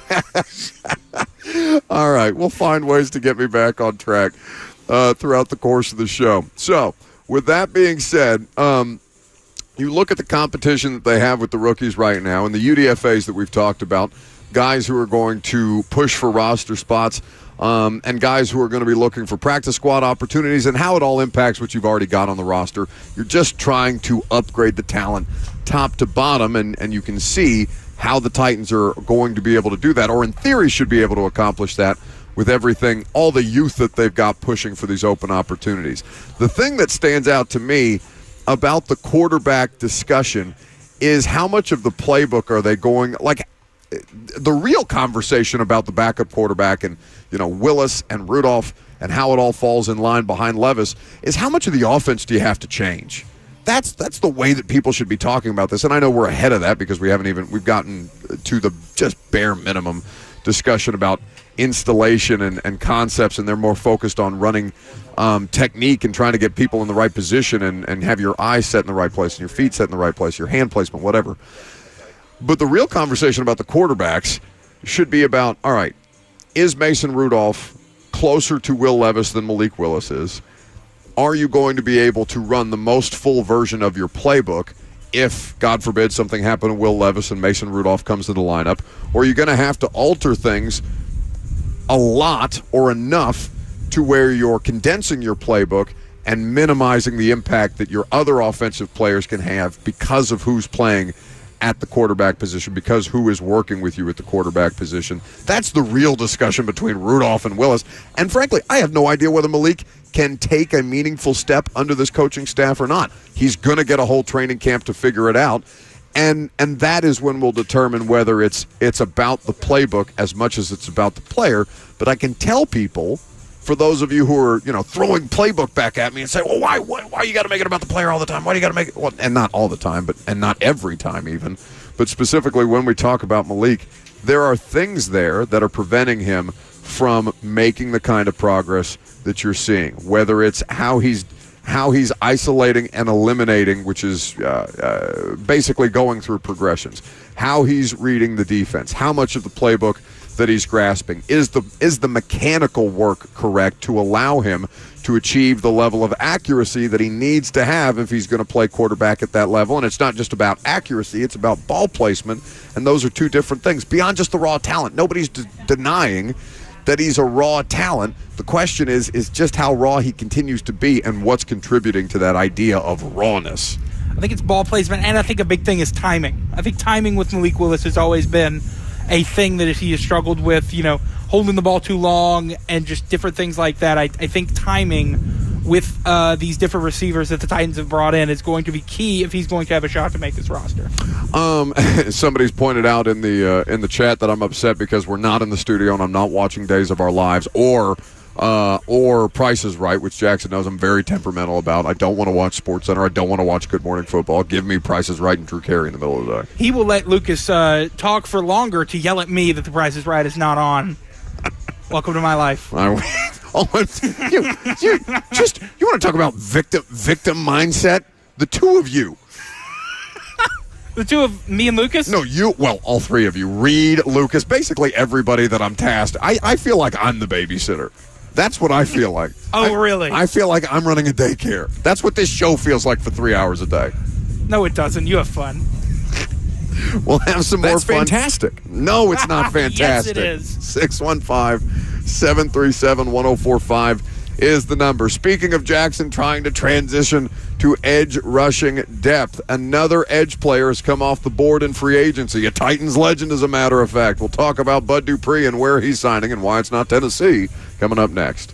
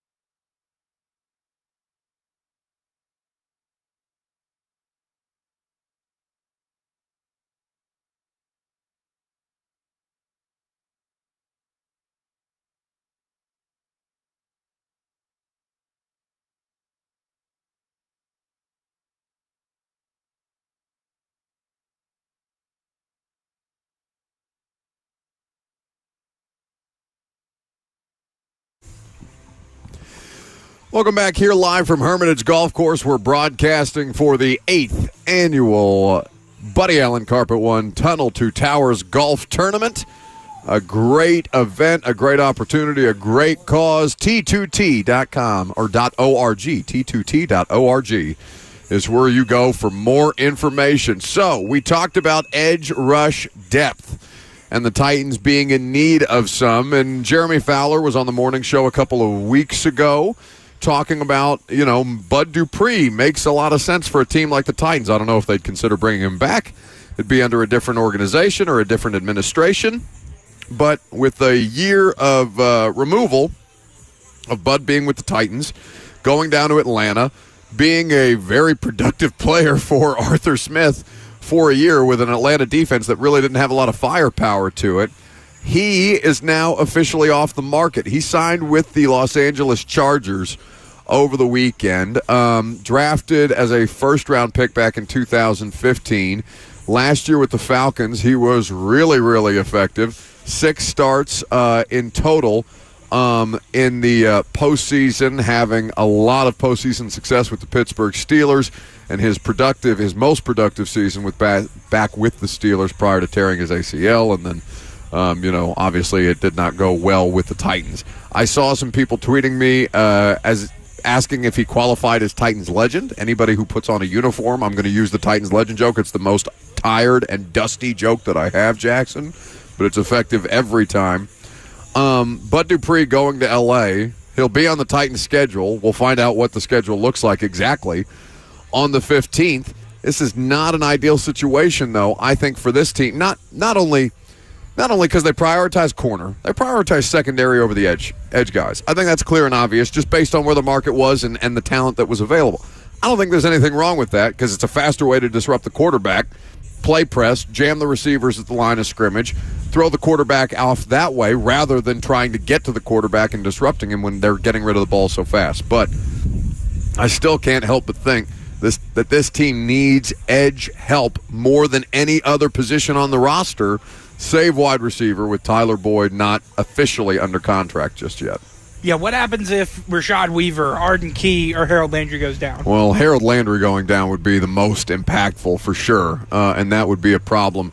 And it's not like the market is flush with edge guys, but Bud Dupree last year was a solid player, and I think it's going to infuriate Titans fans to realize just how many games he did play for Atlanta after being in and out of the lineup so often, because he appeared in every game for the Falcons last year after missing a considerable amount of time for the Tennessee Titans in 2 seasons across. I mean, they gave him a massive contract, a massive amount of guaranteed money on a 4-year deal that he didn't see the life of. He didn't even see year 3 of, and he barely saw year 1 or year 2 because of how infrequently he was in and out of the lineup. The idea that he was available for Atlanta and registered a statistic in nearly every game, I think he registered a statistic in every game that they played last season, if I'm reading Pro Football Focus correctly. How many games as a Titan did he miss? That's a great question. I can pull up his snap count from 2022, I guess was his last season. Yes. With the Titans. Bud Dupree played in 1, 2, 3, 4, 5, 6, 7, 8, 9, 10, 11 games in his final year with Tennessee. In his first year with Tennessee, he appeared in about as many. There were some games that he was active for that he just did not play in because Vrabel said it was an emergency situation. It's kind of crazy, though, that these guys leave Tennessee, like A.J. Brown, Bud Dupree, Roger Saffold. There's a pretty long list of them at this point. David Long, who are leaving this program or leaving this program or were playing for this program previously and then going on and being hugely available when the biggest reason that Titans fans were okay with, all right, David Long, not necessarily worth a long-term deal here. All right, let me cope with the A.J. Brown trade by saying, he doesn't play that many games anyways, got knee concerns, yada, yada, yada, and then all of them go on to play almost full seasons in every other place that they've been. Unfortunate. Which is why the Zach Woodfin audio that we played for you last week on Friday has such a big impact to me, because I'm just trying to understand more about how they keep these guys available, how they keep them out on the field, how the hell Bud Dupree is playing in nearly every regular season game last year after appearing in, under 12 in both seasons that he was with the Tennessee Titans.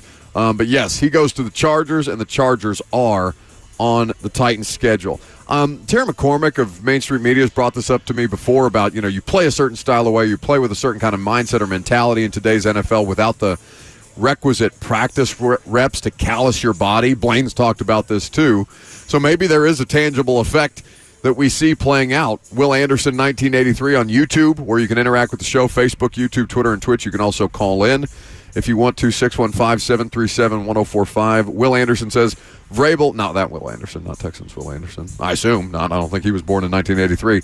Vrabel ran guys into the ground in practice, and if they could go full go in practice, held them out. I don't think it's, you're speaking in extremes there, and I don't know how often that was the case, because I know Derek hardly ever practiced, right? They were going to take, and Derek is different, right? Derek's going to be handled with a different degree of care than a lot of guys. Ben Jones, I know Clowney's practice schedule was different than a lot of guys. So it's curious, and we obviously don't have access to the full practices during the season. Training camp practices are mostly open. Rookie minicamp practices are fully open.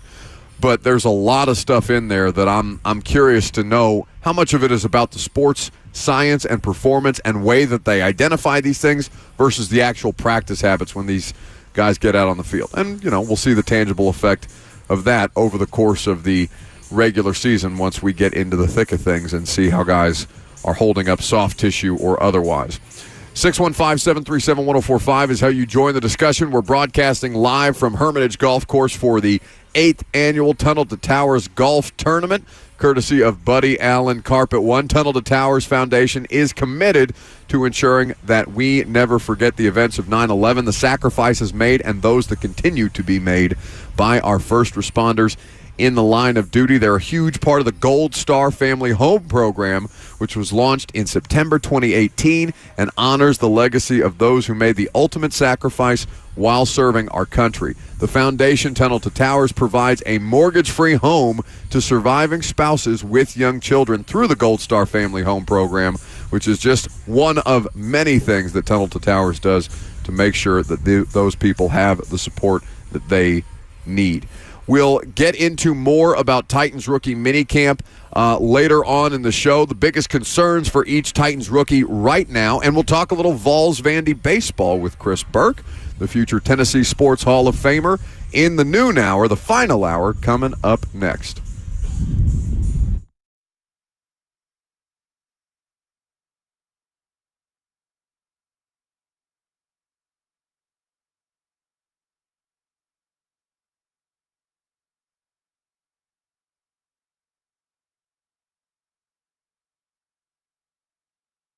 It's the absolute worst time of the year to be dealing with joint pain. You can't do the outdoor stuff that you love to do, whether that's hiking, jogging, biking, golfing out here at Hermitage. It's Buck Rising. Don't go through the summer missing out on life, that golf, that tee time, that bike event, that beach trip that you want to take because your nagging joint pain is bogging you down. QC Kinetics regenerative medicine protocols can restore and repair the damaged tissue with no surgery, no steroids, no drugs, and no downtime. It's the future of medicine, and tens of thousands of QC Kinetics patients around the country are living their best life this year because they made the call. So call QC Kinetics now for a free consultation. Revolutionary treatments for joint pain are what they offer you. 615-249-4024. That's 615-249-4024.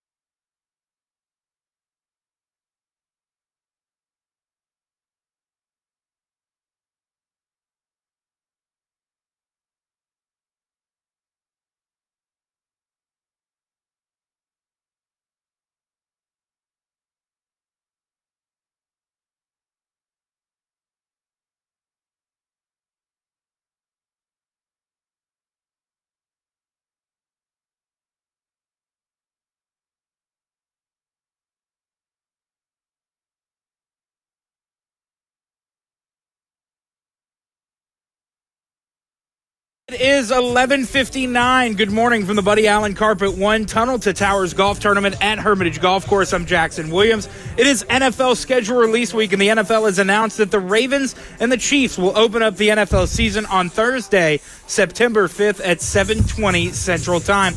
The full schedule release is this Wednesday at 7 p.m. In case you missed it, the Titans agreed to terms with 7th overall pick J.C. Latham, as the tackle out of Alabama is getting 4 years for $26 million, fully guaranteed, according to Adam Schefter. In college baseball, the number one ranked Tennessee Vols won their series over Vanderbilt in Nashville this weekend, 2-1. Tennessee won Friday and Saturday by scores of 8-4 and 7-6 respectively, and dropped Game 3 on Sunday by a score of 3-0. Tennessee hosts South Carolina in Knoxville this weekend for their final SEC regular season series. For all your foundation repair and waterproofing needs, you need to visit USSTN.com. Breaking news at once on your home for the Titans and the Vols. This is 104.5 The Zone.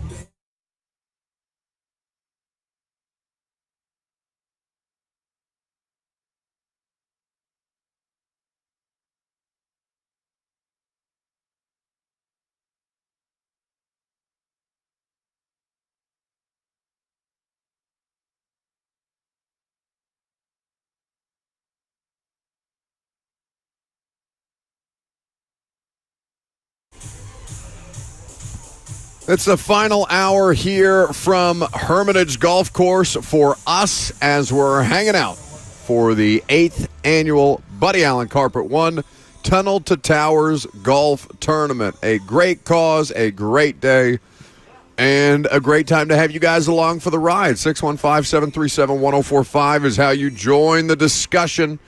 If you've got thoughts on Titans rookie minicamp, observations that you made, questions that you have, things that you saw that you liked or that you would want to find out more about, we'd be happy to take your phone calls. Also have access to the F&M Bank chat on Facebook, YouTube, Twitter, and Twitch. If you want to get involved, we would be happy to have you there as well. We'll read some of your comments here in just a little bit. Jackson, Kirby, CJ, and Reed all making the show work for us in the meantime. And certainly the Titans trying to make the rookie class work for their immediate needs. The questions that I have for each rookie out of this rookie draft class, or out of this draft class in particular, the biggest concern that I have for every player that I'm monitoring through the course of this. 7 draft picks, 16 UDFAs, and a couple of tryout players, 22 players who were invited on a tryout basis, took part in the rookie minicamp, including a couple of former first-round picks. William Jackson, the former Bengals corner, and Shane Ray, the Broncos outside linebacker, were all at Ascension St. Thomas. It's not just St. Thomas Sports Park anymore. I got to make sure that I say Ascension every time now. So the biggest concern that you have for each rookie in the rookie draft class of the 7 that the Titans spent picks on. J.C. Latham, the concern is obvious. Titans fans want to know, without a shred of a doubt, without a shadow of a doubt, without any kind of consternation, hand-wringing or otherwise, that they have their future left tackle. And it's been interesting to see the way that, kind of like the green dot conversation, the left tackle, the flipping of an athlete, an offensive line athlete from one side of the line to another side of the line, or playing them at different positions, has been the thing that fans are most caught up about and coaches have the least amount of concern about. At this point, Bill Callahan saying, no, I have no doubts that J.C. Latham is a good enough athlete to do this. It's just a question of whether he's going to actually do it and take advantage of the opportunity. He's citing his coaches. Latham is saying, being timid or being scared to make mistakes is not something that they want us doing. They're hyper-focused on making those mistakes at 100 miles an hour and then making sure that we don't make the mistakes again for a second time to try and build on that. That's been the emphasis for each of them. But for J.C. Latham, it's as simple as a concern about moving from one side to the other, and I think of all the rookies and the different, polarizing things about them, if any such polarization exists or any questions exist in fans' mind. I think I'm the least concerned with J.C. Latham out of any of them. Yeah, because when you look, you have T'Vondre Sweat coming in with all of the different things surrounding him. Cedric Gray, you don't know if a fourth-round pick is going to be able to lead the defense in his rookie season. And then once you get into the other day 3 picks, there's more questions there, but I don't think they're going to be asked to be doing as much as those top 3 guys in their rookie season. So when you look at those 3 guys, J.C. Latham is by far the one I'm the most comfortable with. Yeah, and I think that's the way that most Titans fans are probably feeling about it right now, too. For Sweat, it's going to come back to the weight. It's going to come back to the conditioning. And those kind of things are what people get the most bent out of shape about. Gray, we talked about calling the defense and how much of a deal that's made externally versus internally, or people have the experience playing it. We talked about Keith Bullock's tweet dismissing how difficult or how big a deal green dot wearing off-ball linebackers are versus how much of a stink is being made about it. In reality, there's just only so many things that we have to talk about these guys before we get to know them, and that's been kind of the way that Callahan has backed us off a little bit. Reed, I'd like to go back to that Brian Callahan clip where he's talking about the patience with the rookies. Just let me know when you have it, because that, I think, is the thing that I emphasize most, or that people need to emphasize most, which is that these guys are going to make mistakes no matter what position or what round they're drafted in, and that's the way that the coaching staff is approaching it.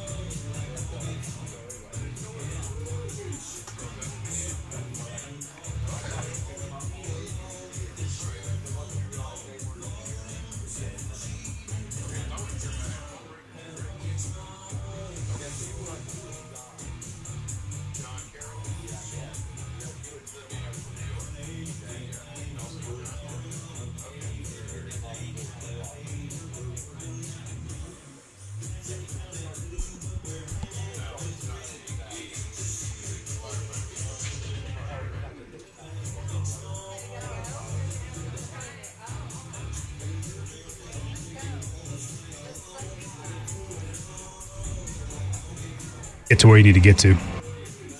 So that's Brian Callahan, Titans head coach, talking about the impact of the rookies and just the level of patience that you have to have with them as they try and get up to speed. We started the show with the schedule release news. The NFL's full schedule, including the Titans' full 2024 schedule, going to be out on Wednesday at 7 p.m. Central Time. I'm going to have a live reaction for you on A to Z Sports at 7 p.m. Central Time that we will simulcast to the Zone's YouTube page and Facebook channel. So if you're live streaming with us on Zone TV, Jackson Way 5 people live streaming with us on Zone TV, you can see us there, that we normally do the A to Z Sports show. I'm all, which is funny because our radio boss, Paul Mason, knows how much different the primetime show is from the radio show, because I can say whatever I want for the most part on the primetime show, and on the radio station that's not very, that's very Will much. you be keeping it PG on primetime on Wednesday? Probably not. I mean, if I don't, it's not on purpose. It's just, I'm conditioned. I don't think I've ever had an on-air screw-up like that with the radio show. But, primetime, the internet is the internet. I have no rules. I have no regulations. I have none of you in the room with me to bog me down. I just have Bert probably shirtless and almost assuredly naked back there screwing around doing something that he shouldn't be while I'm trying to produce the primetime show. So we'll see how it goes on Wednesday night for your live Titans schedule reaction. But the biggest news of the day in the NFL is that the Chiefs and the Ravens will open up the regular season for the NFL on September the 5th, Thursday night at Arrowhead, win an AFC Championship game rematch between Lamar Jackson and Patrick Mahomes. Famously, Derrick Henry, now a member of the Baltimore Ravens. And those are 2 games that we now have on the NFL schedule. Thursday, September 5th, Ravens at Chiefs, followed up by Friday, September the 6th, Packers and Eagles in Sao Paulo, Brazil, before the full NFL schedule release. I don't know what the point of doing it. I mean, I guess just to keep people interested in the schedule as we move along. Just, all right, get me to Wednesday. Just tell me where I'm going.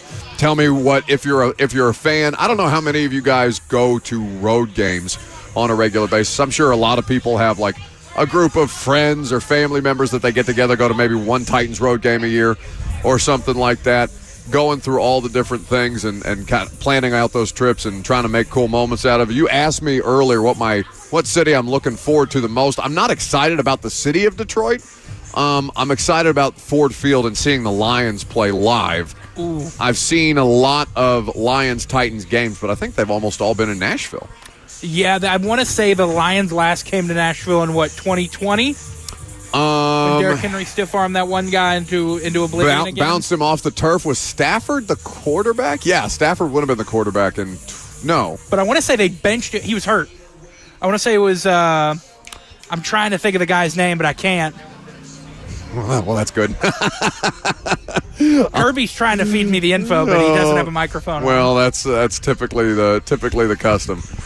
But yes, the last time the Titans and the Lions did play, it was one of Tannehill's best games. I think he had 5 touchdowns total in the game. The Titans beat the Lions 46-25. Matt Stafford threw a filthy no-look touchdown pass in that game, but it was to no avail. The Lions had 0 defense that day, and that's probably the most impressive Titans-era offense. It is the most impressive Titans-era offense. Since you have it pulled up, that we've ever seen. Who was the backup quarterback? Because I know he played a good bit in that game. Oh, let's see. Whether it was because of score out of hand or benching. Matt Stafford was the leading passer, but the box score says that Chase Daniel was 5 of 6 for 55 yards and a pick in this particular game.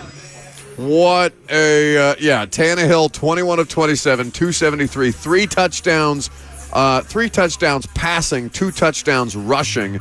He had 3 carries for 21 yards and 2 touchdowns against the Lions on that day, who had Adrian Peterson, Titans legend, in their backfield, as well as DeAndre Swift. This had to be.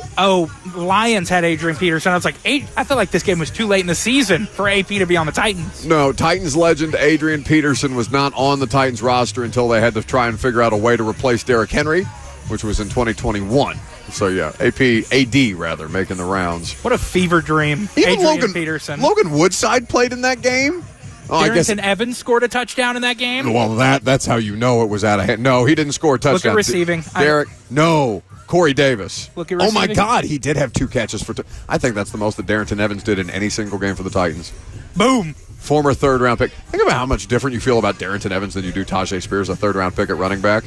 Unbelievable how much of a difference that's made year over year. How many different draft picks they've missed on, which, not that we need to rehash. I know you all are a bit traumatized and triggered by it. We are broadcasting live from Hermitage Golf Course for the 8th annual Buddy Allen Carpet One Tunnel to Towers Golf Tournament, which is a great cause. Buddy Allen Carpet One is the proud sponsor of the Tunnel to Towers Foundation, and over the last 8 years, they have raised over $300,000 for this amazing foundation that takes care of first responders in memory of those who lost their lives, in particular firefighter Stephen Siller, who lost his life in the 9/11 tragedy. T2T.org is where you can go to find out more information and donate.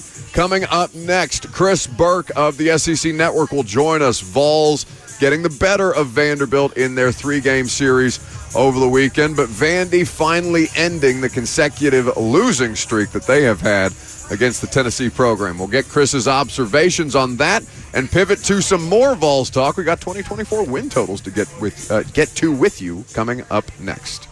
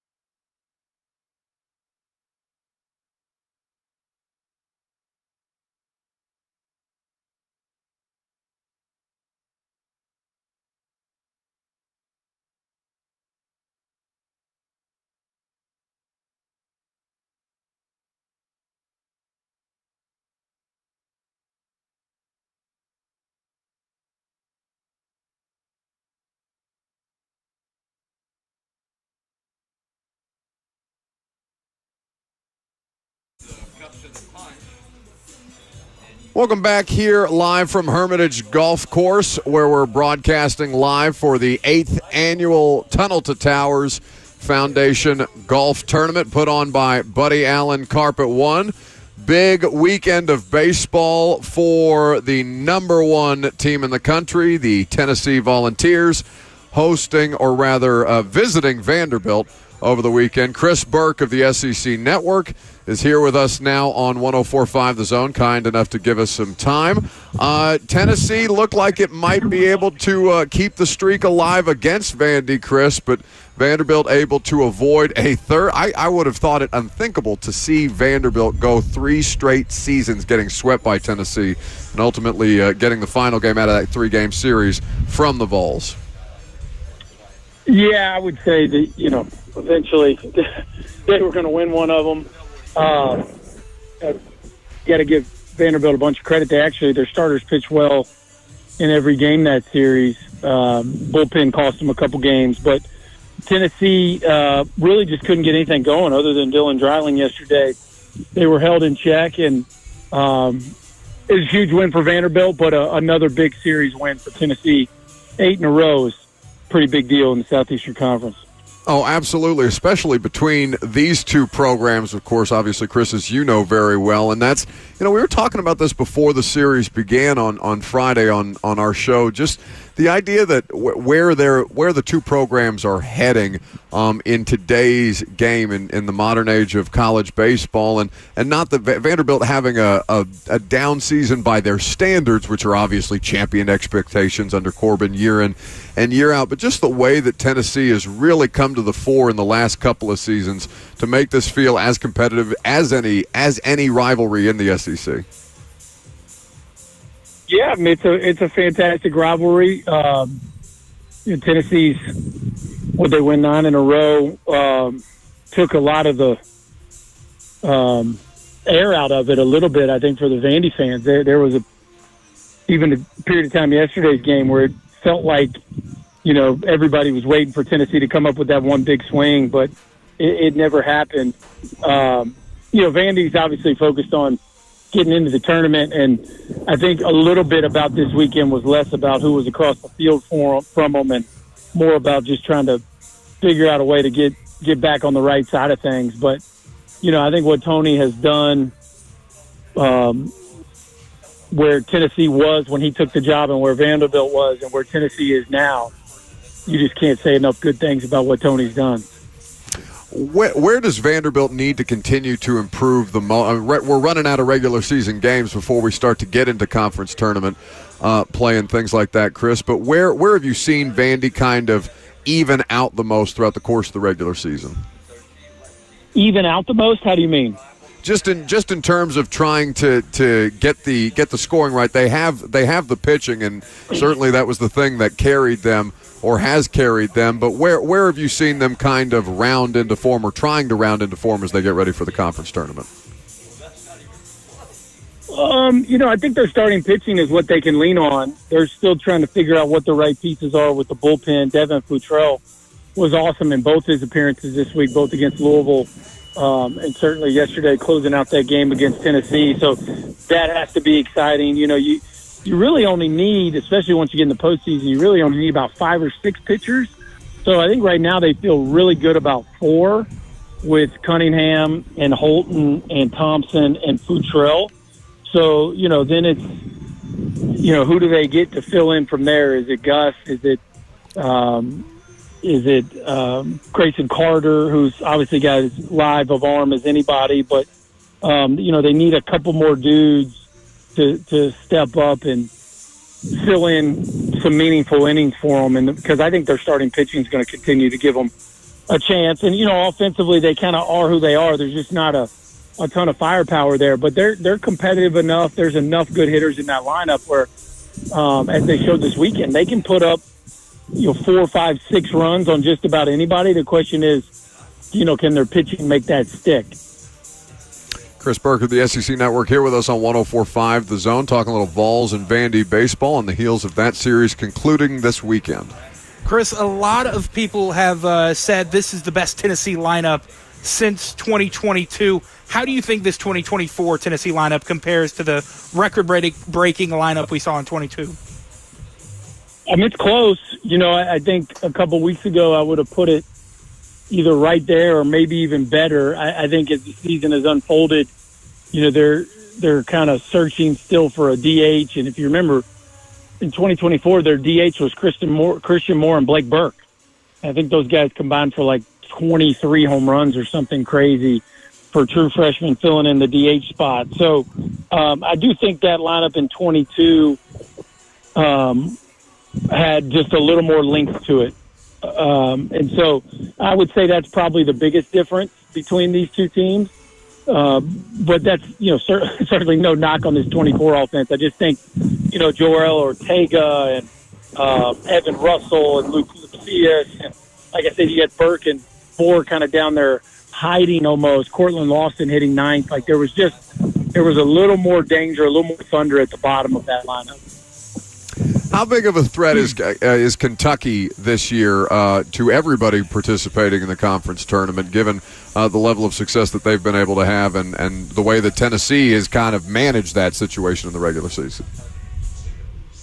Well, Kentucky's really good. I think, heading into Hoover, it's going to be, history tells us it's going to be one of the top 4 teams that walks away with that trophy. I think at this point, the bigger picture is, can Kentucky navigate the postseason for the first time in school history? They've been to 2 supers under Nick Mingione, and he's done an incredible job of elevating that program, but they're yet to get all the way to Omaha, and they certainly have the team to do it. Their pitching has been a little suspect here down the stretch, so that gives you a little concern. But, man, their offense just never quits. He's, not quite a Tennessee Sports Hall of Famer, but he is soon to be a Tennessee Sports Hall of Famer. Chris Burke here with us on 104.5 The Zone from the SEC Network. How much fun was it to get the surprise on the broadcast with our buddy Brad Willis? I know was involved in the middle of the coverage of the Tennessee and LSU series, Chris. Oh, it was awesome. Yeah, it was awesome the way they did it, and just – very grateful to be included in this year's class with some pretty neat people that I'm excited to meet myself. So I appreciate everybody involved with that for not only including me, which is, just like I said, kind of surreal, but also the way they did it took a lot of thought and was really, really cool. So that was a very special moment for sure. What are you looking forward to most about, obviously the induction and being remembered that way for all time and being among so many other high-profile names and people across the history of sports in this state? What are you looking forward to most about the induction ceremony? I think it's always thanking the people that allowed it to happen. Coach Delmonico, Coach Tim Cox, my parents. Always love getting an opportunity to brag on my wife, and so yeah, I think anytime you're honored in that regard, it's always fun to be able to shine the light on the people that allowed it to happen. So, Chris Burke, the SEC Network, been kind enough to give us some of his time on this Monday. A fun series of baseball between Vandy and the Vols this weekend. A couple of more regular season games to play before the tournament in Hoover. You can get tickets, by the way, to the Tennessee Sports Hall of Fame induction ceremony, which Chris will be a part of, and so many other big names. Saturday, July 20th. At the Omni Nashville downtown. Tickets are available at tshf2024.givesmart.com. Chris, thank you so much for the time. We appreciated the coverage over the weekend, and you spend a little bit of your morning here with us. You got it. No problem. That's Chris Burke of ESPN and the SEC Network with us on 104.5 The Zone. Did you watch? Did you get down to Hawkins Field for any baseball? Did not get down there. Watched all 3 games. Really solid series by Tennessee. Big series win. Always good to pick up a win against Vandy. A series win against Vandy. Disappointing loss on Sunday. Unable to score a single run, but definitely a solid series for Tennessee. Vandy fans have to be so sick of that. Just hearing all the Vols homerism. I heard Slay had like some kind of big speech for Tennessee baseball before going on to play Vandy on Friday on 3HL. Vandy fans here locally have to just be sick of it. But, the best way to shut Tennessee fans up is to beat them, and it's been a bit lopsided in that department for the Vols and Vandy in baseball anyway. Yeah, since only 9 in a row. The streak ends at 9. Well, not a bad streak at all for the Vols, and like we said, we've got conference tournament play coming up in just a few weeks from now. 615-737-1045 is the number if you want to join the discussion. Speaking of Tennessee, we haven't done a lot of college stuff this week in the last couple of weeks because rookie minicamp going on, obviously, where there's local football to talk about. That's where we're going to dive in. And since we have the Vols, or since we're talking Vols in baseball, Jackson, we had some 2024 win totals that you were able to find. What is the projection for Tennessee football under Josh Heupel in 2024? So Circa Sports on Sunday released their win totals for Tennessee and some of Tennessee's 2024 opponents. Tennessee's win total set at 9 over-under. Georgia at 10.5, Alabama at 9.5, North Carolina State at 8.5, 7.5 for Oklahoma, 6.5 for Kentucky, 5 for both Florida and Arkansas, 4.5 for Mississippi State, and 3 for Vanderbilt. Does 9.5 feel low for Josh Heupel's 4th season as the head coach? Does 9.5 feel low for a win total? It was 9. 9. So I think it's fair. I think it's fair right now. 7-6 in his first year, 11-2 in his second year with Hendon Hooker, and obviously, the Heisman campaign that never really came to fruition. You had the tragic injury at the end of the year and the way things that kind of collapsed against South Carolina, but they go 6-2 in the SEC that year, and then they come back with Joe Milton. You understand that it's going to be a period of transition, 9-4 and 4-4 in the conference before they'll kick off the 2024 football season at Neyland against Chattanooga. I believe is the regular season game, and then they will have regular season play. Their finale at Vanderbilt on November the 30th is how they'll bookend that season. Of course, you have Oklahoma and Texas in the SEC for the first time. Sooners host Tennessee on September 21st at Memorial Stadium. 9 wins in 2024 for the Vols, to me, feels low. Like, I certainly don't expect him to go under. All of this is predicated on Nico, how much success he's able to have. The idea that the projected wins for Alabama would be higher than Tennessee, because Alabama's 9.5, right? Yes, Alabama is 9.5. I think Jalen Milroe. Does that surprise you? Jalen Milroe going back to Alabama. Nico Iamaleava, I do think, is a super talented quarterback. He showed that in the bowl game. But I believe there will be some growing pains. He's a young player. I just think there's going to be more growing pains than probably Tennessee fans expect. I think 9 might be a good number. I think it could be a little low. I think you should have them about on par with Alabama. And, for what it's worth, Brian Kelly and LSU have the same number of projected win totals in 2024 at 9. Missouri 9.5 is the interesting one.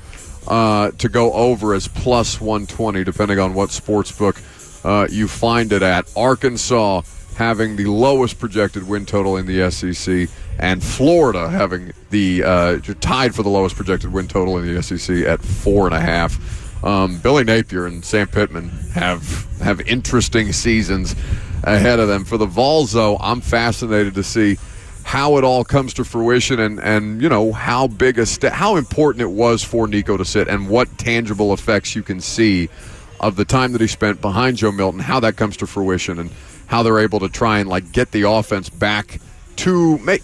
I don't even think that the Hendon Hooker year is like a fair bar for him in his first year as a full-time starter. I don't know what, Jackson. You tell me. You're a Vols fan. You're one of them. I can never be. You're one of Vols Twitter. I can never be, even if I wanted to. Tell me how I should feel about Tennessee football, because I have high expectations. I think that they should do well, but I also want to be fair to Nico Iamaleava. And, if I'm getting too far ahead of myself, I need to know. I think you should have high expectations. Tennessee on the defensive side has a projected top 5 pick. And Nico Iamaleava is probably the highest touted quarterback Tennessee has had.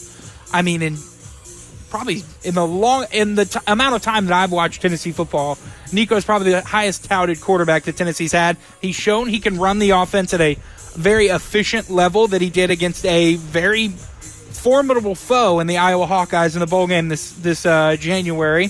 So I think your expectations should be high, but I think you should also expect growing pains. I don't think 2022 is a bar you can set for this Tennessee team. I think, I don't really know exactly where to put the bar because you can't put it at 2022. That was the best season Tennessee's had in over a decade. Yeah, but I feel like Vols fans do. I'm well aware. And which, by the way, there's nothing wrong. There's nothing wrong at all with holding a program that has a championship history to a high standard, even if it's been a while since it's been there. I think that there's so much to like about the trajectory of it, but the question is he going to be able to execute at as high a level as Hendon Hooker did? Because the thing that made the Hendon Hooker year so fun, it wasn't expected. There just wasn't anything about it that really, I don't know, it all felt like house money a little bit. And you know that you're looking for Tennessee to take meaningful steps to continue to progress under Josh Heupel, and the way that it turned around from year one to year two was obviously going to be meaningful. And as they continue to get more scholarships and things like that, and remove themselves further from the shadow of the NCAA investigations that saw Jeremy Pruitt get fired for cause, I can't help but have that high standard that I know Vols fans are going to carry with them all year long, because they have such a huge level of investment in this quarterback prospect. Yeah, it's gonna be something to follow as the season progresses. How Nico can develop throughout his first full season as a starter. Obviously, we don't really know how much he's developed from when he came in, because we've only seen him in really one game of actual, obviously he came in when they were blowing out teams, but I don't really count that as true game experience where he's running the real offense. I just think that we've only seen him in one game. We're going to see how he progresses and develops throughout this first full season as a starter. 615-737-1045 is how you join the conversation. If you want to jump in, we're broadcasting live out here at Hermitage Golf Course for the 8th annual Tunnel to Towers Golf Tournament put on by Buddy Allen Carpet One. Bam, who we know is a drummer, is up next. Hey, buddy. Yo, what up, Buck? What you got? Man, I was actually trying to chime in earlier when you were talking about the schedule release and the importance. All right, give it to me. For us fans, it really plans out our whole year. It plans out how we go, being able to travel to games, being able to find decent flights, hotels, tailgates, because every out-of-town game that I've went to, it's always been a group of Titans fans that get together the night before, Saturday, at a hang. They go to a local bar and grill there, and, everybody just gets acclimated or whatever, then plan for the Sunday tailgate, then go to the game. So we need that stuff as soon as possible to start traveling. Now, this is the first year the Titans have actually had a decent out-of-town schedule to places where you may want to go to. Like, we're going back to Miami, they're going to L.A., they're going to Washington, Chicago. You got to be able to plan for all that stuff, man. So it's very important that we know the dates and the schedule, ahead of time. So that's why we was crying about it not being out last week. Well, thank you. Don't worry. You only have to wait till Wednesday at 7. We'll get you there. 615-737-1045. You can jump in. Last call for phone calls if you got them. Live here from Hermitage Golf Course. I'm Buck Rising. It's 104.5 The Zone.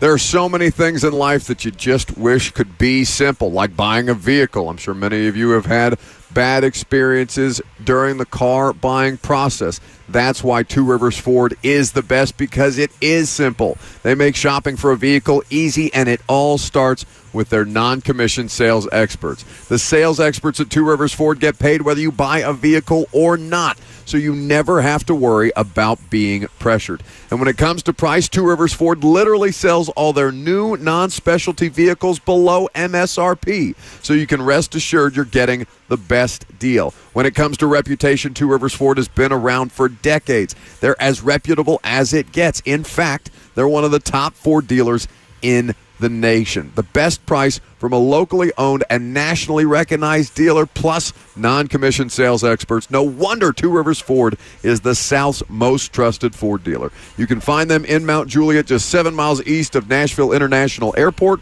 or online at tworiversford.com.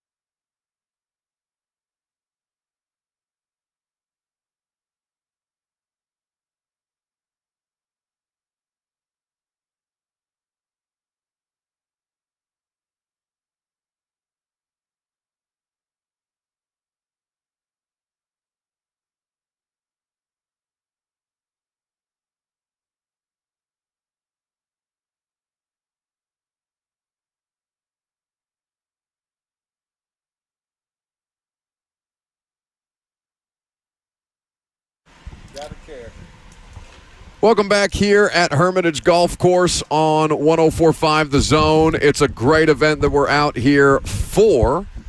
The 8th annual Buddy Allen Carpet One Tunnel 2 Towers Golf Tournament. And Zach Allen of Buddy Allen Carpet One is good enough to sit down with me because the story of Tunnel to Towers and how it was that the foundation got created, and in the memory specifically of Steven Siller. We've talked about this before. The audience has heard this before, but for those who don't know the story of Steven Siller and his impact, the effect that it continues to have on all the different families who Tunnel to Towers support and create financial assistance for. Who was Steven Siller, Zach, and how can you explain to the audience his impact over the course of these last couple of years?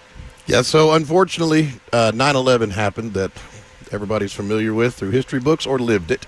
And Steven Siller was a firefighter who had gotten off shift that morning to go play golf with his brothers.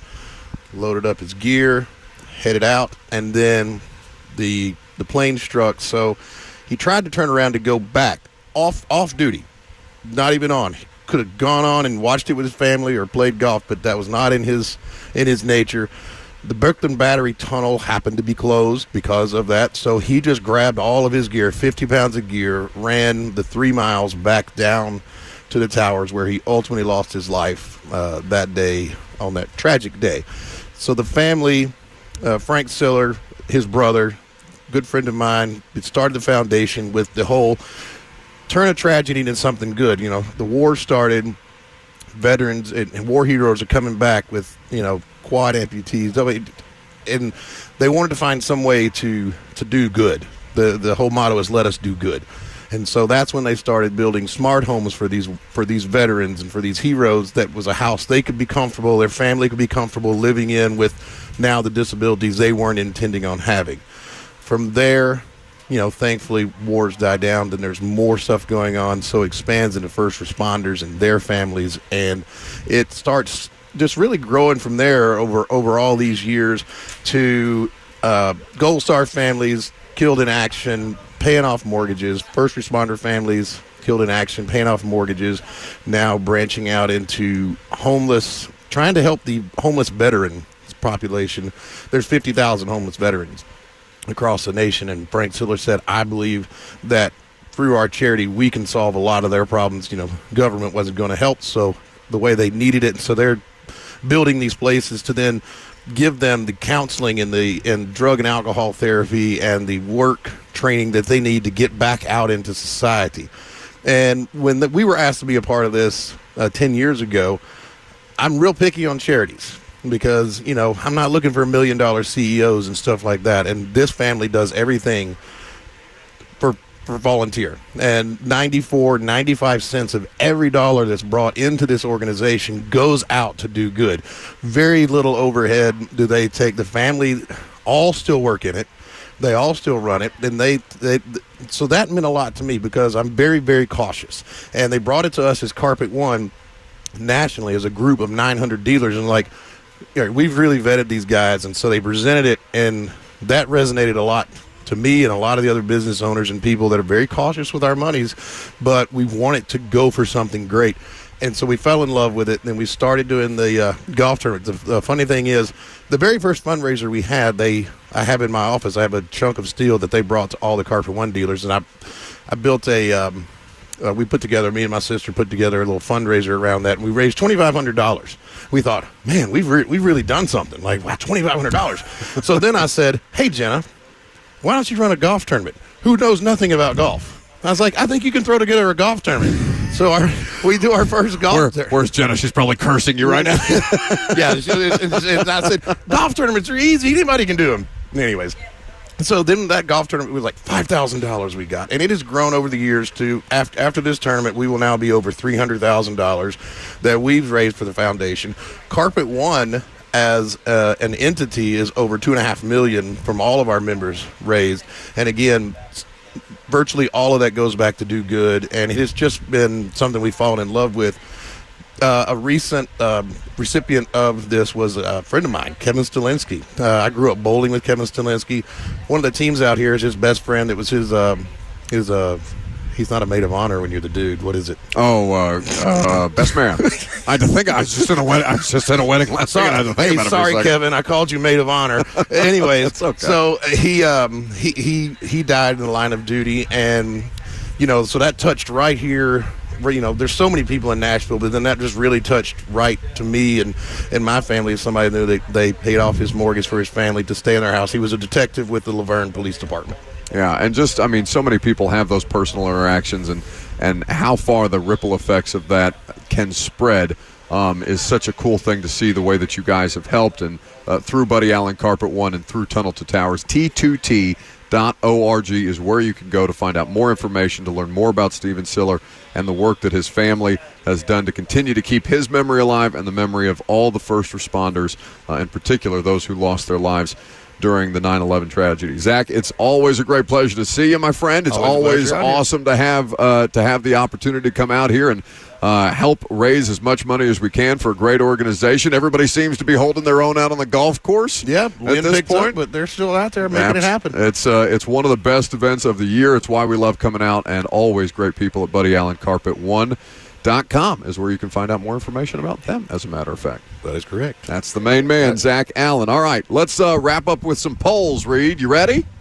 Down goes Frazier. Down goes Frazier. The polls have closed and the votes have been tallied.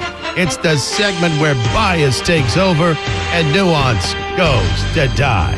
Now, here's your favorite Buck Rising Show correspondent, Lucas Pan. Make that poll Zika. You're not Lucas. I am not Lucas, but these are the polls, and they are presented by Two Rivers Ford, the South's most trusted Ford dealer. What's your best steeplechase story? Brad chimes in. He met his wife at steeplechase back in 2009. You got one? It's not as wholesome as meeting a future significant other at steeplechase. My best steeplechase story is probably nearly getting taken out by a horse on the track while I was trying to make my way from one side of the track to the other. I nearly avoided disaster, both for me, the horse, and the jockey, everybody involved. Was that this year? That was not this year. I had my head on a swivel this year. It was my first year. All right. What is your biggest concern about the Titans rookie class right now? A lot of answers about if Latham can make the switch, how many players are actually going to contribute in 2024, and Fanny Pack says not solidifying defensive end depth with rookie class. Yeah, they do have Jalen Harrell as a 7th-round pick. We'll see how much he's able to actually contribute right out of the gate, whether he's more a special teams player at this point, and whether he even makes the active roster as a 7th-round pick. That's not a guarantee, but they certainly did find ways to disrupt the quarterback with their defense. It's just going to be more secondary-driven, it seems, than edge rush help for Harold Landry and Arden Key. What's your biggest positive about the Titans rookie class right now? Brock Kraft says every pick was used to fill a need. Team hasn't done that specific thing in what feels like forever. A lot of answers for Cedric Gray, you're rookie linebacker. You're rolling the dice and playing the board, right? And so if the needs happen to fall in line with your board, it's just this team has so many damn needs all over the place at any given point that they could. There was not a player that they could draft that wouldn't address some kind of need. And what is the most polarizing thing about Will Levis as the Titans quarterback? George, and with nationally his social media presence before he was drafted, locally the college he attended, the amount of dropped interceptions he had last year. This is a hot topic we're going to hit tomorrow. What are your initial thoughts? Well, I'm not going to give you my initial thoughts because I got 3 hours of radio to get out of that tomorrow, Jackson. All right, we'll do it. Those are the polls, bud. Those are the polls made possible by Buddy Allen Carpet One and Two Rivers Ford, as always, who gets us out here and has us out for this awesome event for the Tunnel to Towers Foundation. T2T.org is where you can go for more information on them, of course. Many thanks to Zach Allen and the Allen family for having us out, and the Hermitage Golf Course. Of course, Kirby, CJ, Jackson, and Reed making it all go. I'll be back with you tonight on the Primetime Show. We'll talk a little bit about Will Levis if you want a preview of the discussion for tomorrow on the radio show, and you can check out all 3 hours via the podcast in your favorite podcast app. Enjoy Blaine and Mickey. They got you coming up next. 3HL after that, right here on 104.5 The Zone.